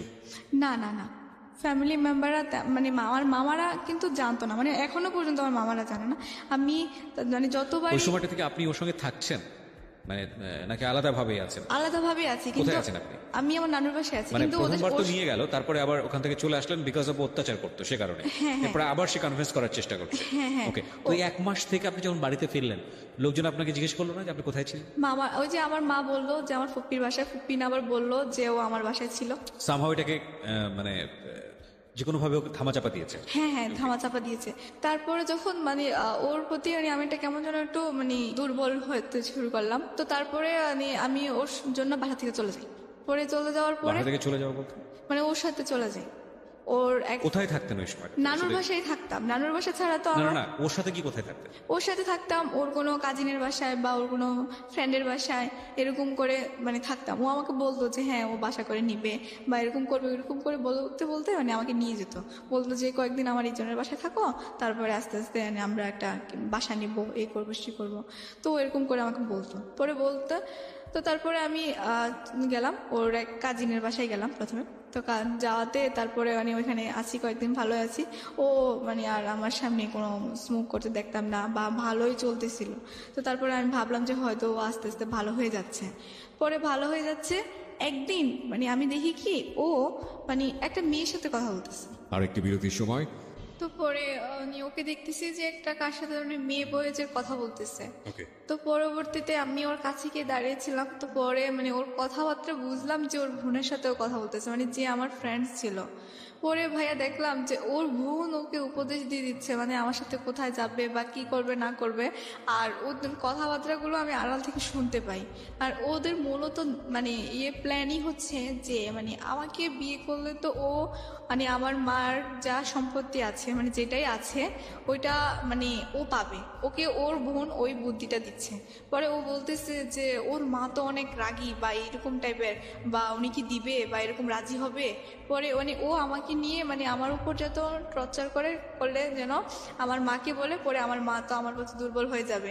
তারপর মানে ও এরকম কিছু বলতেছে বা ওকে বিদেশ পাঠানোর জন্য, যাতে আমার মাকে বলে টাকা পয়সা কিছু দেওয়ার জন্য। ওকে, তো এরকম কিছু বলতেছে। পরে বলার পরে আমি এগুলো আড়াল থেকে শুনতে পাই। তো পরে আমি ওকে জিজ্ঞেস করলাম যে তুমি কি আসলে সত্যি আমাকে ভালোবাসো না আমার মায়ের টাকাকে ভালোবাসো? পরে ও বলতেছে কেন হঠাৎ এই প্রশ্ন? আমি বলতেছি না, সত্যি করে বলো, তোমার যদি টাকার প্রয়োজন লাগে তাহলে বলো, আর এরকম তো কোনো মানি হয় না। পরে ওই দিন ও আমাকে অনেক মারে, মানে ওদের বাসায়, ওর ওই কাজিনের বাসায় আমাকে অনেক মারে। ওকে, পরে মারার পর আমি কিছুই বলি না, যেহেতু এবার আমি নিজের স্বেচ্ছায় চলে আসছি। এখন আর আমি কি বলবো, কাউকে বলার মতো তো কিছু নাই। জি। পরে আমি আবার আমার মাকে ফোন দিই। পরে ফোন দেওয়াতে আমার মা আমার সাথে অনেক একটু রাগারাগি করার পরে এখন কি করবো। পরে ও বলতেছে যে আপনার মেয়েকে এসে আপনি নিয়ে যান, এরকম মেয়ে আমার মানে লাগবে না। পরে ও আমার মায়ের কাছে অনেক কথা বলে। পরে বলার পর এখন আমার মা কি করছে, আমাকে আবার মানে আমার মায়ের কাছে এবার মানে বলছে কি যে আমার মায়ের কাছে আমি গেছি। তো যাওয়ার পরে আমার মা আবার আমার মামাদেরকে মানে হাতে পায়ে রিকোয়েস্ট করে এবার লাস্ট বারের মতো আমাকে দিয়ে আসে। তো দিয়ে আসার পর তখন আমি মানে প্রায় টেস্ট দেব 10। তো পরে কি হয়েছে, তো আমার টেস্ট পরীক্ষা গেল। তো যাওয়াতে টেস্ট পরীক্ষা তো তেমন একটা ভালো রেজাল্ট হলো না, কারণ আমি তো পড়িয়ে নেই মোট কথা টেস্টের আগে। তো তারপরে টেস্ট পরীক্ষা দিলাম। তো দেওয়ার পরে এখানে স্যাররা অনেক মানে খারাপ করছে যে আমি কেন রেজাল্ট খারাপ করলাম। তারপরে এরকম করাতে তারপরে আমি আবার মনোযোগ দিয়ে পড়াশোনা করি। তো ও কি করছে, এরকম টেস্টের পরে আমার যখন পরীক্ষা চলে আসছে এসএসসি পরীক্ষা, তখন ও আসছে, এসে আবার বলতেছে যে আমাকে এবারের মতো ক্ষমা করে দাও, বা স্কুলে অনেক কিছু আমার ফ্রেন্ডদের কাছে অনেক কথা বলে যে তোমার ফ্রেন্ডকে বলো, যে মানে যে ফ্রেন্ডটা সবকিছু জানতো আমি আবার ওকে বলে দিচ্ছিলাম যে জানো আমি ও সুমার কাছে সবকিছু বলছি এই। তো ওই সুমার কাছে প্রতিদিন ডিস্টার্ব করতো যে তোমার ফ্রেন্ডকে বলো আমার ভুল হয়ে গেছে, মানুষ ভুল করে না, অনেক রিকোয়েস্ট করতো। ভাইয়া মানে ওকে আমি পরবর্তীতে মানে আমার ফ্রেন্ড আমাকে বোঝাচ্ছে হয়তো ও ভুল করে ফেলছে, বা এখন আসলে ও বলতেছে যে আমি আসলে খুবই অন্ধ হয়ে গেছি না, আমি সেই অনেক কিছু বলার পর তারপর ওকে আমি আবার লাস্ট চান্স দিই। আমার বলছি যে আমার পরীক্ষাটা যাক, তারপর আমি দেখি। আমি যেটা বুঝতে পারছি যে একবার family mistake, right? Second time আপনি যখন গেলেন তখন ফ্যামিলি মোটামুটি ওর কাছ থেকে আপনার মাও ওকে সাপোর্ট করছে না, তখন আপনার মিস্টেক। থার্ড টাইমে যখন আপনি যাচ্ছেন ওর সাথে তখন এটা পুরোপুরি আপনার মিস্টেক, কজ ততদিনে আপনার ফ্যামিলি ওর কাছ থেকে মোটামুটি সরিয়ে আনার জন্য প্রিপেয়ার ছিল। ডিভোর্স দিচ্ছিলেন না কেন, লোকটা যদি এত খারাপ? ভাইয়া ডিভোর্স দেবো, ডিভোর্স দেওয়ার মতো তো আমাকে কেউ একজন আমার পাশে থাকতে হবে। আমার পাশে থাকতে হবে মানে আমি কিভাবে ডিভোর্স দেবো? আইনের বা আমি তো ওরকম কিছু। আপনার মার প্ল্যানটা কি ছিল আমাকে এটা একটু পরিষ্কার করেন। আপনার মা ওকে বিয়ে দিয়ে রেখেছে, বাট আপনার ওখানে থাকতে দিচ্ছে না, আবার আপনি গেলে সেখানে কেউ জানলে বলতেছে পুকুর বাড়িতে থাকে, মানে এটা কি? মানে আমার মা চাচ্ছিল যে ওর থেকে যদি আমি একটু দূরে থাকি, আস্তে আস্তে ও আমাকে মানে ভুলে যাবে। বা আমার তাহলে বিয়ে দেওয়ার কারণটা কি ছিল? বিয়ে দেওয়ার কারণটা ছিল ওকে একটা দেখানো মানে নাটক, মানে আমার মা যেটা পরে বললো, মানে এখন মানে সেটা আমি বুঝতেছি। আমার মা আমাকে বলছে যে বিয়ে দেওয়াটা নাকি ছিল একটা নাটক, মানে ও যদি বিয়ে না দেয় তাহলে তো অনেকে কথা বলার পরও বিয়ে ভেঙে যায় বা মেয়েকে অন্য জায়গায় বিয়েতে দেয়। তা আমার মা নাকি ওকে বলছিল যে আমার মেয়েকে তো তোমার কাছে বিয়ে দিয়ে দিচ্ছি, তাহলে তো আমার মেয়েকে আর কোথাও বিয়ে দেবো না, তো তুমি যদি বিদেশ চলে যাও, বিদেশ থেকে আসার পর আমার মেয়েরও পড়াশোনা শেষ হবে, তখন তোমার হাতে আমার মেয়েকে উঠাই দিয়ে দেবো। So it was her plan actually, এবং যাতে করে বিয়েটা করে সে দেশের বাইরে চলে যায়। হ্যাঁ, কিন্তু সে সেটা ইমিডিয়েটলি করেনি। না না। আচ্ছা, তো যখন আপনি বারবার ওনার সঙ্গে যাচ্ছিলেন তখন তো আপনি বুঝতে পারছিলেন যেটা উচিত হচ্ছে না, এটা ভুল হচ্ছে। হ্যাঁ, আমি তখন আপনি কেন যাচ্ছিলেন? আপনার পরিবার থেকে খুব বেশি অশান্তি হচ্ছিল আপনার সঙ্গে, সেই জন্য যাওয়া, নাকি এমন কোনো মোহের মধ্যে ছিলেন বা ওর প্রতি আপনি দুর্বল হয়ে গেছেন একসাথে থাকার কারণে? ভাইয়া ওর প্রতি আমার তেমন একটা দুর্বল ছিল না, তারপরেও মানে ও আমাকে বারবার, আমি চিন্তা করতাম যে ওর কাছে তো আমার কতগুলো ছবি আছে। সেটা তো বিয়ের আগে, বিয়ের পরের ছবিগুলো? বিয়ের পরের ছবিগুলোও তো আছে ওর কাছে। বিয়ের পরের ছবিগুলো কি আপনি দিতেন নাকি ও তুলতো? মানে ঘটনাটা কি ছিল? ঘটনাটা কি ছিল, যখন আমরা একসাথে থাকতাম তখন ধরেন অনেক ছবি উঠানো হতো। হ্যাঁ, হয় আমারও উঠানো হতো বা ও উঠাইতো, একরকম ছবি উঠানো ছিল। তো ওইগুলো আপনারা খুব মিউচুয়ালি করতেন? হ্যাঁ হ্যাঁ, তো আমার তো ফোন ছিল না তখন, ওরই ফোন ছিল, তো ওর ফোনে ধরেন আমাদের দুজনের এগুলো নোট করবেন আপনারা? হ্যাঁ হ্যাঁ, তারপর ধরেন ওর ফোনে আমার মানে ছিল আর কি, মানে ধরেন আমাদের দুজনের ছবি ছিল। তো ও কি করছে, পরবর্তীতে আমাকে বলতো যে মানে আমি যদি ওর সাথে না যেতে চাইতাম তাহলে আমাকে বলতো যে আমি এই ছবিগুলো, তখন তো তোমার মানে জাস্ট অল্প পিক ছিল, এখন তো তোমার আরো একদম ফুল ছবি আছে, এখন তুমি কি করবা, এখন তো তোমার যাওয়ার কোনো পথ নেই। পরবর্তীতে ও এরকম করলে, তো তার জন্য থার্ড টাইম আমি ওকে মানে লাস্ট সুযোগ দিয়েছিলাম আর কি, মানে দেখি ও কি করে। এবার আমি একটু থামাচ্ছি আপনাকে। প্রথম কথা হচ্ছে যে যেই ছেলেটা কয়েকটা ছবি দিয়ে ব্ল্যাকমেইল করার কারণে আপনি তার ঘর সংসার করতে বাধ্য হচ্ছেন, ইমোশনালি বাধ্য হচ্ছেন, ফিজিক্যালি মেন্টালি যত রকমের টর্চার আছে সবকিছু করার পরেও আপনি বাধ্য হচ্ছেন, এবং সেই মানুষটাই আপনি যখন ওর সঙ্গে চলে যাচ্ছেন ইমোশনালি, তখন আপনি ঘরের মধ্যে গেলে বিভিন্ন রকমের ছবি তুলছেন। এইটা একটা পয়েন্ট করার মতো বিষয় প্রিয় শ্রোতা। প্রথম কথা হচ্ছে যে হাজবেন্ড এবং ওয়াইফ একই ঘরের মধ্যে থাকা অবস্থায় কি করছে না করছে সেটা তাদের একেবারেই ব্যক্তিগত বিষয়, কিন্তু যদি প্রেক্ষাপটটা এরকম হয় যে বিয়েই করা হয়েছে ছবি তুলে ব্ল্যাকমেইল করে, এবং বিয়েটাই করা হয়েছে যে এইরকম নুড ছবি দেখিয়ে, যেগুলো কোনো না কোনোভাবে তার বাবা মায়ের ইজ্জতে বা সামাজিক সম্মানে আঘাত করতে পারে, সেক্ষেত্রে আপনার কি উচিত ছিল না যে পরবর্তীতে যে ছেলেটার সঙ্গে আপনার সংসার আদৌ হবে কি হবে না সেরকম কোনো গ্যারান্টি নাই, যে ছেলেটা আপনার উপর টর্চার করছে, তারপর আপনি ওর কাছে গিয়ে এই ছবিগুলো তুলছেন? আপনার তো সচেতন হওয়া উচিত ছিল। ভাইয়া আমি যখন এই ছবিগুলো মানে আমি যখন ওর সাথে সেকেন্ড টাইম চলে যাই, তখন ও আমাকে বলছিল কি মানে যে আমার তো তোমার সব ছবি ডিলিট করে দিছি, তোমার কোনো ছবি তো আমার কাছে নাই, দেখো আমি আগের থেকে যে বললাম না যে ও ভালো হওয়ার জন্য মানে ট্রাই করছিলাম, আমি ওকে বলছিলাম যে ও ড্রিঙ্কস করবে না, আর মানে এরকম সবকিছু। প্রথম কথা হচ্ছে ও কিন্তু একটা অ্যাকিউজ দাঁড় করানোর চেষ্টা করছে, বাট এটা ভুল, এটা বড় রকমের ভুল, এবং ভুল থেকে অনেক বড় রকমের অপরাধ। হ্যাঁ, বয়সটাও আপনি চিন্তা করে দেখুন, ক্লাস 8-এ পড়ুয়া একটা বাচ্চা, শিশুর বয়স, এবং ওর বয়স আজকে এই মুহূর্তে 19, রাইট? তখন আপনি চিন্তা করে দেখেন 13-14 বছর বয়স, এবং 13-19 বছরের ছেলেমেয়েরাই তো বলা যায় কিশোর কিশোরী বলা চলে, তারাই অনেক বড় ধরনের ভুল করে, আর সেক্ষেত্রে 13-14 বছর পড়ুয়া একটা কিশোর কিশোরী তাদের ভুল করাটা তো আরও স্বাভাবিক, এবং ইমোশনালি ব্ল্যাকমেইল করা। আমি এই কথাগুলো এই কারণে বলছি যে ইদানিং আমাদের ভার্চুয়াল জগতে এই ছবি যেই পরিমাণ আমরা আদান প্রদান করি, বিশেষ করে পার্সোনাল ছবিগুলো, এগুলো অনেক সময় জীবনে অনেক বড় ধরনের বিপদ ডেকে নিয়ে আসতে পারে। কোনো মানুষ যদি এটা নিয়ে আপনাকে ব্ল্যাকমেইল করতে চায় সামাজিক সম্মানের জায়গাটা থেকে, আমরা অহরহ এই ধরনের ঘটনা চোখে পড়ছে আমাদের, এবং এগুলো এক ধরনের ভাইরাল হয়ে গিয়েছে আমাদের এই প্রবলেমগুলো। সরকার যথোপযুক্ত আইন করেছে, নিয়ম করেছে, এবং এটা এক ধরনের বড় রকমের সাইবার ক্রাইম। এটা আইন করার পরে কিছুটা কমেছে, নইলে একেবারে সেলিব্রিটি থেকে শুরু করে বড় বড় সেলিব্রিটি থেকে শুরু করে সাধারণ মানুষ কেউই এই ধরনের মানে ভিকটিম হওয়ার বাইরে না, ঠিক আছে? কিন্তু এটা একটা জীবনকে কতখানি বিপদগামী করে তুলতে পারে এই ভুলগুলো, এই অপরাধগুলো, সেই উদাহরণটা আজকের সিক্রেটস। বলেন। তারপরে ভাইয়া ধরেন হুমকি দিত যে না ছবিগুলো পাবলিশ করে দেবে, হ্যাঁ ও তো তখন বলতো। কেন ভয় পাইতেন? তো তখন তো আপনার হাজবেন্ড, ভয় পাওয়ার কি আছে?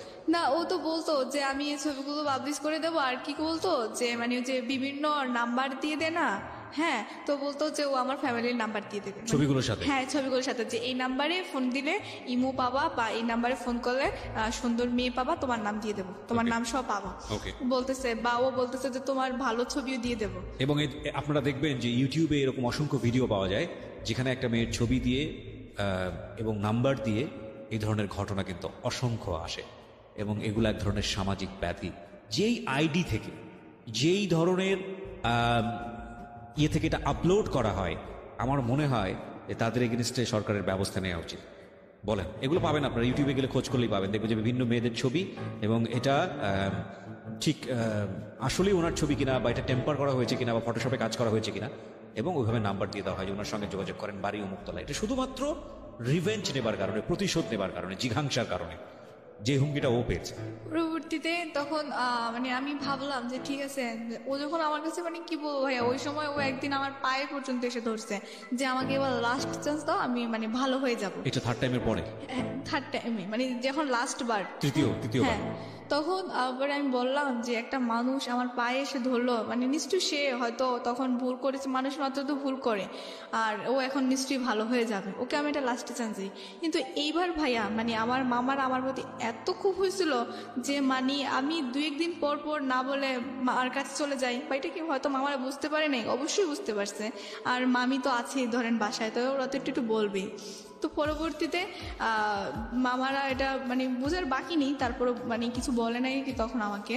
তো আমি যখন চলে যাই তখন গিয়ে দেখি মানে সে আগের মতোই, মানে 1-2 দিন ভালো থাকে, তারপর আবার সেই হয়ে যায়। তো তখন আমি ওকে বললাম যে মানে আমার এরকম মানে আমার কি অপরাধ যে আমাকে 2 দিন পর পর এইভাবে আনার পর। তখন ও আমাকে ডাইরেক্ট বলে যে তোর মাকে বল আমাকে বিদেশ পাঠাইতে, আর না হলে তুই এখান থেকে মানে আর জীবিত ফিরে যেতে পারবি না।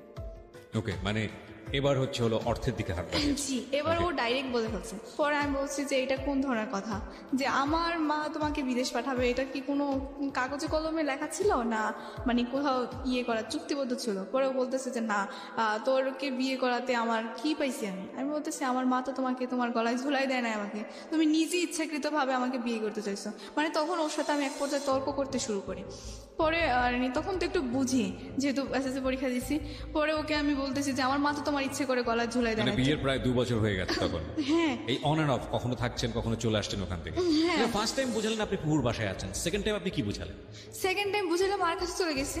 থার্ড টাইম তখন তো ধরেন আমি যখন বাসায়, আর মামাদের বাসায় যাওয়া হয়নি, কারণ আমার তো তখন আপনি কোথায় চলে গেছেন? তখন একদম মানে ওর থেকে চলে আসার পর সেপারেট হয়ে আমি ঢাকায় চলে আসি, এখানে ইন্টারভিউ। ওকে, আমরা স্টেপ বাই স্টেপ যাই। হ্যাঁ, তারপরে পরবর্তীতে কি করছে মানে ওর সাথে তখন আমার মানে কি তুমুল ঝগড়া হওয়ার পর ও আমাকে অনেক মারে, মানে মারার মানে এমন মারে মানে আমি আবার ওই যে আমার মা আর মামারা যেখানে মারছিল সেন্সলেস হয়ে গেছে, ওরকম হয়ে যায়।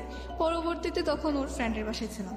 তো পরে ওর ফ্রেন্ড কি করছে, আমাকে হসপিটালে নিয়ে ভর্তি করানোর পর মানে আমি ওইখানে হসপিটাল থেকে পরে আমি আমার মানে ঢাকায় যে আন্টি, ওই আন্টিকে ফোন দিই যে আন্টি এরকম আমি তো হসপিটালে, আমাকে এসে নিয়ে যান। বলতেছিস তোর কি হয়েছে? বলতেছে আমি পরে বলবো যে আমার কি হয়েছে, আমাকে এসে নিয়ে যান। পরে উনি নিয়ে গেছে, নিয়ে যাওয়ার পর আমি বলছি যে এরকম আসলে আমি তো মানে আমার ফ্রেন্ডের বাসায় গেছিলাম, মানে আন্টিকেও আমি সত্যি কথাটা বলি নাই, কারণ আমার মনে একটাই মানে আমি বুঝি নাই যে আমার মা কি তখন রাগ করে বলছিল না কিসের কারণে বলছে। মানে আমার মাকে আমি যদি ওর কথা বলতে যেতাম তাহলে আমার মা অনেক বকতো। তো বাট এখন তো আমি আমার মাকে আর বলতেও পারবো না, কারণ আমার মা তো একবার নিষেধ করছে যে ওর কাছে আর যাবা না। এখন আমি গেছি, আবার ও আমার মাকে ফোন করে অনেক হুমকি দিছে যে টাকা পয়সা না দিলে আপনার মেয়েকে এই করবো সেই করবো। তারপরেও যখন আমার মার মানে একটু নরম হয় নাই, আমার মা তো আমার প্রতি অনেক রাগ। এখন আমি কি করব? পরে আন্টির হাতে পায়ে ধরলাম, অনেক কিছু করলাম যে আমি তো এরকম আমার ফ্রেন্ডের বাসায় মানে আম্মুর সাথে রাগ করে চলে আসছি, এখন কি করবো? মানে আমি জানি যে আমার মায়ের কথাটা বলবে না আন্টিকেও। পরে বলাতে তারপর বলছে যে ঠিক আছে, তুই এসএসসি পরীক্ষা দিচ্ছিস, এখন ঢাকা এখানে ভর্তি হয়ে যা, আর তোর মাকে আমি ম্যানেজ করবো, কোনো সমস্যা নেই। পরবর্তীতে ঢাকায় ভর্তি হয়ে গেলাম। আর ও ঢাকায় ভর্তি হয়ে গেলেন, চাইলেন ভর্তি হয়ে গেলেন, না ব্যাপারটা এরকম? এসএসসি পরীক্ষার রেজাল্ট দিছে। হ্যাঁ, তখন তারপর? রেজাল্ট দেওয়ার পরে আমি তখন 4.28 পাইছি। Okay. মানে তখন তো পরীক্ষার রেজাল্ট খারাপ হয়েছিল। তো পরীক্ষা খারাপ হওয়াতে, কারণ আমি পড়িয়ে নাই মোট কথা, কি পড়বো ভালোভাবে। তো পরে মানে আমার ফিজিক্স, কেমিস্ট্রি, বায়োলজিতে আমি সায়েন্সের স্টুডেন্ট ছিলাম, মানে ভালোই প্লাস আসছিল, কিন্তু আমার মেয়েতে গিয়ে খুব খারাপ রেজাল্ট হয়েছে একটা। আপনি এসএসসি পরীক্ষার সময় ছিলেন কোথায়? আর নানু বাসে ছিলাম। নানুর বাসা থেকে পরীক্ষা দিয়েছেন? হ্যাঁ হ্যাঁ। ওকে। পরবর্তীতে কি হয়েছে, এখানে এসে মানে রেজাল্ট পাবলিশ হওয়ার পরে এখানে ভর্তি হলাম ঢাকায়। তো খবর পেলাম কি ও বিদেশ চলে গেছে। আপনি এখানে কোথায় আসলেন? ঢাকায় এসে কোথায় উঠলেন? ঢাকায় এসে মিরপুরে আন্টির বাসায় উঠছি। মানে আন্টি মানে কি ধরনের আন্টি? আন্টি বলতে আমার আপনার আন্টি। আপনার আন্টি তো আপনাকে জায়গা দিল? হ্যাঁ দিছে। মানে আমি ওনাকে বলছিলাম আর কি যে আমি একটা ফ্রেন্ডের মানে ভুল করে আম্মুর সাথে রাগ করে ফ্রেন্ডের বাসায় চলে আসছি। পরে খালামণি হঠাৎ করে মানে আমি খুব অসুস্থ হয়ে পড়ছি, আমার ফ্রেন্ড আমাকে এখানে ভর্তি করাইছে।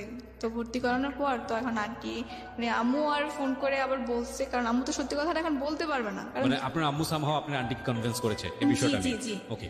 পরবর্তীতে করাতে তারপরে কি করছে, এখন আমি ঢাকায় পরে পড়াশোনা করতেছি। পরবর্তীতে শুনতে পাইলাম যে মানে ওনাকে আমার মাকে প্রচন্ড চাপ দিচ্ছে, মানে টাকা পয়সা দেওয়ার জন্য। আপনি প্রথম দিকে যেটা বলছিলেন যে আপনার মার সঙ্গে আপনার বাবার সম্পর্ক খারাপ ছিল, হ্যাঁ আপনি সিদ্ধান্ত নিয়ে আপনার মার এগেনিস্টে গিয়ে আপনি বারবার আপনার মায়ের বিয়ে দেওয়া যে হাজবেন্ড হ্যাঁ। তার কাছে গেছেন। মানে ছেলেটার নাম কি ছিল? ছেলেটার নাম মানিক ছিল। মানিকের কাছে আপনি বারবার গেছেন। তো এই গল্পের মাঝখানে আমি কোথাও পেলাম না যে আপনার সমস্যা নিয়ে আপনি নিজে আপনার বাবার কাছে গেছেন।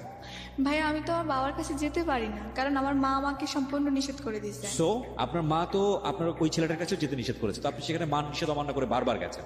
কিন্তু ভাই তো বাবার এটাই কাছে আমার জীবনের সবচেয়ে বড় ভুল ছিল। এখন বুঝতেছি যে আমি আমার বাবার কাছে যদি হয়তো যতই বাধা বিপত্তিক্রম করে আমি যেতাম, আমার মনে হয় যে আমি কোনো না কোনো একটা সলিউশন পেতাম বা কোনো সাহায্য পেতাম। তারপরে ভাইয়া মানে আমি তো ধরেন এখন ঢাকায় আছি, ঢাকাতে? মানে হ্যাঁ, আন্টি মাস- ম্যানেজ করলো। পরে আমি শুনলাম যে আমার মাকে নাকি ফোন করে অনেক হুমকি ধমকি দিচ্ছে যে কিছু টাকা দেওয়ার জন্য বিদেশ যাবে। তো পরে আমার মা কি করলো, যে পরে বললো কি, আমি বললাম যে মা আমি তো তোমার সন্তান, আমি তো তোমার কাছ থেকে কিছু কোনোদিনও চাই নাই। তো তুমি যদি এখন মানে আমি একটা জিনিসে চাইবো তোমার কাছে যে তুমি ওকে কিছু টাকা দিয়ে বিদেশ পাঠিয়ে দাও, কারণ এই অশান্তি আমারও ভালো লাগতেছে না, ও দেশে থেকে এরকম টর্চার করবে। আমি একটা শান্তি পরিবেশে ঢাকায় থাকি। পরে আমার মা ওকে মানে 1 লক্ষ তা 1.5 লক্ষ টাকার মতো ওকে দেয়। হ্যাঁ, দেওয়ার পর ও বিদেশের কাগজপত্র করে দেশের বাইরে চলে যায়। পরে চলে যাওয়ার পর ওর সাথে আমার আর কোনো যোগাযোগ হয় না। মানে ওর এরকম করে ওর বোনের মাধ্যমে আমার খবর নিত যতদিন পর্যন্ত ওর বোনের বিয়ে না হয় আর কি। ওর বিয়ে হয়ে যাওয়ার পর ওর আমার সাথে কোনো যোগাযোগ নেই, আমার ওর সাথে কোনো যোগাযোগ নেই। ওকে। তো পরবর্তীতে আমি যখন কলেজে পড়তেছি, পড়ার পরে তখন আমি একটা ফোন নিই। ফোন নেওয়ার পরে তখন সবার হাতে ফোন আছে, এখন তো কলেজে সবারই ফোন থাকে। তো আমি একটা ফোন কেনার পর এখন ফেসবুক আইডি একটা মানে আমার এক ফ্রেন্ড খুলে দেয়। পরে ও বলতেছে, তা আমার এক ফ্রেন্ড ছিল সোহেল, তো ও বলছিল কি আমার নাম সোহেল রানা দিয়ে আছে, তুমি ওইটাতে দিলে আমাকে পাবা। তো ওকে আমি ফ্রেন্ড ইউজ পাঠাইতে গিয়ে ওর নিচে একটা ছেলে ছিল মানে সোহেল আরিফ চৌধুরী, আমি ওকে ফ্রেন্ড রিকোয়েস্ট পাঠাই দেওয়ার পর মানে একজনকে পাঠাইতে গিয়ে মিস্টেক আরেকজন হয়ে গেছে। তো পরবর্তীতে ও কি করছে, আমার ফ্রেন্ড রিকোয়েস্ট এক্সপেক্ট করছে। করার পর এখন দেখি কি মানে ও আমাকে হাই পাঠায়। তো পরে আমি বললাম যেটা কি, পরে 2-3 বার হাই পাঠাতে আমি হ্যালো লিখি। ছেলেটার নাম কি ছিল? ছেলেটার রিয়েল নাম হচ্ছে আরিফুল ইসলাম চৌধুরী সোহেল। আরিফুল ইসলাম চৌধুরী সোহেল, হ্যাঁ, হ্যাঁ। এটা ছিল রিয়েল নাম। ওকে। হ্যাঁ, তো পরে ওর সাথে এরকম হাই হ্যালো চ্যাটিং করতে করতে এক পর্যায়ে ও আমাকে বলে যে আপনার ফোন নাম্বারটা কি একটু দেওয়া যাবে। তো আমি বলতেছি যে আপনাকে আমি চিনি না জানি না, ফোন নাম্বার কেন দেবো। তো পরে বলতেছে যে আপনার সাথে একটু কথা বলবো। তো কি হয়েছে ভাইয়া, তো পরে ও আমার ফোন নাম্বারটা নেওয়ার পরে ওই দিন রাতেও আমাকে ফোন দেয়। তো এরকম অনেকক্ষণ রাতে কথাবার্তা হইতো। তো হওয়ার পরে ওকে আমি জিজ্ঞেস করলাম যে আপনাদের দেশের বাড়ি কোথায়। পরে ও বললো যে চিটাগাং রাজধানী। তো পরে ওর পিক দেখেও মোটামুটি মানে ভালোই দেখলাম। তো ওইখান থেকে কথাবার্তা হয় তো ভালোই। তো পরবর্তীতে তারপর ও বললো যে, আমি বললাম যে দেশের বাড়ি কোথায়। তো পরে বললো যে চিটাগাং রাজধানী। তো ওর বাবা ছিল আবার এখানকার মেয়র, তো মানে সাবেক মেয়র আর কি। তো উনি মারা গেছে। তো পরে ও কি করছে, ওইখান থেকে মানে ওর সাথে আমার কথাবার্তা এক পর্যায়ে দেখা হওয়ার পরে ও মানে আমাকে বলতেছে যে তোমার ফ্যামিলি মেম্বার কে আছে বা তাদের সাথে কি আমি একটু কথা বলতে পারি। তারপরে বললাম যে আমার ফ্যামিলি মেম্বার তো তেমন মানে ক্লোজলি কেউ নেই, তো আমার নানু আছে আর আমার আন্টি আছে। সেই সময় আপনার হাজবেন্ড? হ্যাঁ। সে কি দেশের বাইরে? সে দেশের বাইরে, তার সাথে আমার কোনো যোগাযোগ বা কোনো কোথায় কিছু- চলে গেছে? মানে আপনার হাজবেন্ড দেশের বাইরে যাওয়ার কতদিন পরে? এটা যাওয়ার প্রায় আমার ফার্স্ট ইয়ার শেষ, মানে 1 বছরের মতোই কাছাকাছি হয়ে যাবে। তো ওই সময়টাতে হাজবেন্ডের সঙ্গে আপনার কোনো যোগাযোগ কোনো যোগাযোগ নেই, কোনো ইয়ে নেই। কেন যোগাযোগ নাই? ও বলছে যে ও আমার মাকে শর্ত দিছিল যে ও যদি দেশের বাইরে চলে যেতে পারে, ওকে টাকা দিলে ও আমার সাথে আর কোনোদিনও যোগাযোগ রাখবে না। যোগাযোগ রাখবে না বলতে কি এটা কি ফর্মালি কাগজে কলমে শেষ হবে নাকি এমনিতে যোগাযোগ অফ করে দিবে? মানে ও বলছে যে মানে কাগজে কলমে শেষ করে দেবে, কিন্তু এটা ও করে না। ও কি বলেছিল? মানে ও কাগজে বলেছিল যে মানে কাগজে কলমে হবে। কাগজে কলমেই হবে, মানে ডিভোর্স দিয়ে দিবে। জি। এটাও আপনার ফ্যামিলির শর্ত ছিল? জি আজকে আপনি যে বিষয়টা বলছেন এটা কি আপনার বাবা জানে যে ওর সঙ্গে আপনার বিয়ে হয়েছিল? না, আমার বাবা জানে স্টিল আপনার বাবা জানে না? না। এখন পর্যন্ত জানে না? না। যদি জানে তাহলে আজকের অনুষ্ঠানের মধ্য দিয়ে জানবে, রাইট? জি। ওকে, বলেন তারপর। তারপর হচ্ছে যে মানে ওর 1 বছর পর হ্যাঁ, 1 বছর পর ওর সাথে আমার আস্তে আস্তে হাই হ্যালো শুরু হয়। তো তো হাই এরকম- হ্যালো শুরু হয়। এই 1 বছরের মধ্যে আপনি আপনার মাকে বলেছিলেন যে ওর সঙ্গে যোগাযোগ করে ডিভোর্স পেপারটা নিয়ে আসতে? আমি আমার মাকে একবার জিজ্ঞেস করেছিলাম যে মা, আমাদের তো কোনো ডিভোর্স হয় নাই, তো এখানে তো ধরো যে ও যে কোনো মুহূর্তে এসে দাবি করতে পারে যে ও আমার ওয়াইফ। তখন আমার মা আবার একটা কাজ করছে কি ভাইয়া, মানে আমার যে এসএসসি সার্টিফিকেট আছে না, ওইখানে আমার বয়সটাকে একটু চেঞ্জ করে দিছে। মানে আমার জন্ম সালটাকে চেঞ্জ করে দিছে। চেঞ্জ করেছে কেন? চেঞ্জ করে দিছে হচ্ছে আমার মানে 1 বছর সামনে দিয়ে দিছে।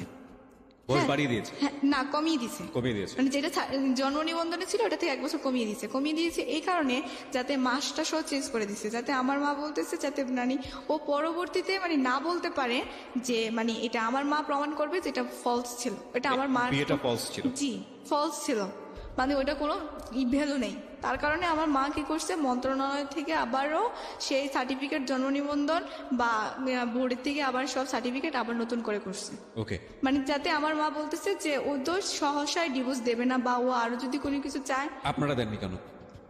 এখন আম্মু কেন দেয় না সেটা আমি জানি না, বা আমি তো এরকম ডিভোর্স সম্পর্কে বা আইন সম্পর্কে আমার তো ধারণা নেই।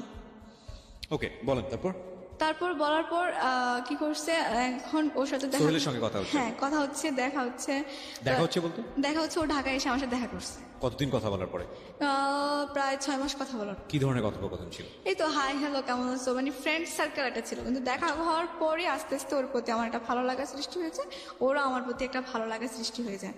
পরবর্তীতে ও বলছে যে তোমার তো কোনো ফ্যামিলি মেম্বার কে কে আছে ভালো, মানে তোমার খুব ক্লোজলি, ও আমার সম্বন্ধে সবকিছু জানছে।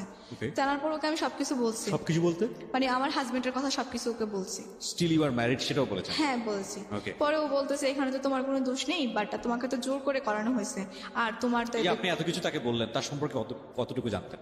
ওর সম্পর্কে জানতাম যে ও মানে চিটাগংয়ের ছেলে, ওর বাড়ি রাউজান, বা ওর বাবা সাবেক মেয়র ছিল, আর দ্বিতীয় কথা হচ্ছে যে ও ফ্যামিলির সবচেয়ে ছোট সন্তান, আর ওরা 2 ভাই। আর দ্বিতীয় কথা হচ্ছে যে ও ব্যাংকে চাকরি করে, মানে সরি পাহাড়তলি ব্রাঞ্চে, মানে এতটুকুই জানতাম। আর চিটাগংয়ে ওদের বাসা ছিল, মানে ওদের বাসার কাছে। ওকে, ফাইন। এই 6 মাস কথোপকথনে আপনাদের সম্পর্কটা কি ফ্রেন্ডশিপ পর্যায়ে ছিল? সে অবস্থায় দেখা করতে যাচ্ছেন নাকি সম্পর্কটা অন্যদিকে চলে না, গেছে? পরবর্তীতে ধরেন মানে ও যখন মানে প্রথমে ও যখন ওর সাথে আমি কথা বলতাম, তখন মানে ফ্রেন্ডলি হিসাবে কথা বলতাম, মানে কোনো ভালো লাগা বা ওরকম কিছু ছিল না। আমি ভাবতাম যে মনে হয় যদি ওর সাথে মানে কথা বললে যদি আবার ওই ছেলেটার মতো কোনো কিছু করে, তো পরে ওকে আমি সবকিছু মানে ওর সাথে যখন দেখা করি, আমি ও ঢাকায় এসেছিল দেখা করতে, তো পরে দেখা করার কথা বলাতে তখন ও আসতে আমাকে দেখার পর মানে ওর ভালো লাগে, তো পরে আমারও ওকে একটু হালকা হালকা ভালো লাগতো। তো তারপরে আমি ওকে সবকিছু শেয়ার করি যে আমার লাইফে এই ঘটনা ঘটছে, আমি মেরিড, বাট এই তখন ও বলতেছে যে তো তোমার কোনো দোষ নেই, তুমি তো নির্দোষ, কারণ এটা তোমার মা তোমাকে বিয়ে দিছে, বা ও আমাকে এরকম ভাবে বোঝায়। তো পরে বলছে যে মানুষ তো কতই ভুল করে, তুমি নয়তো মানে একবার ভুল করে চলে গেছো আর কি, ওইটা কিছু না, ওটা কোনো ব্যাপার না, আর ওইগুলো আমি ম্যানেজ করে নিতে পারবো আমার ফ্যামিলিতে, ওইগুলো তুমি না বললেই চলবে, আমার ফ্যামিলি এত দেখবেন, ওইটা বলছে। পরে বলছে যে তোমার ফ্যামিলি মেম্বার কে আছে ক্লোজ, আমি তার সাথে কথা বলবো। তো পরে আমার নানুর সাথে মানে ও কথা বলে, বা আমার আন্টির সাথেও কথা বলে, ভালোই আমার ফ্যামিলি। তখন কথা বলাতে ও মানে ওকে আমি ও নিয়ে কথা বলতেছে, এরকম আমাদের মানে ভালোবাসাও আস্তে আস্তে মানে চলছে। পরবর্তীতে ধরেন মানে ও আমাকে মানে বলতো আর কি যে তোমার কিছু পিক দাও, তো তখন আমি ওকে আমার পিক দিতাম, তো ও আমার পিক দিত। তো এক পর্যায়ে এটা মানে ও বলতেছে এরকম পিক হবে না, অন্য ধরনের পিক দাও। তখন আমি বলতেছি অন্য ধরনের পিক কি? পরে বলতেছে যে বুঝো না এখনকার রোমান্টিকতা, মানে এখনকার যুগের ডিজিটাল মেয়ে, তুমি কি বুঝো না এগুলা, ওই পিক দাও। আমি বলতেছে ওইসব কিরকম পিক বলো।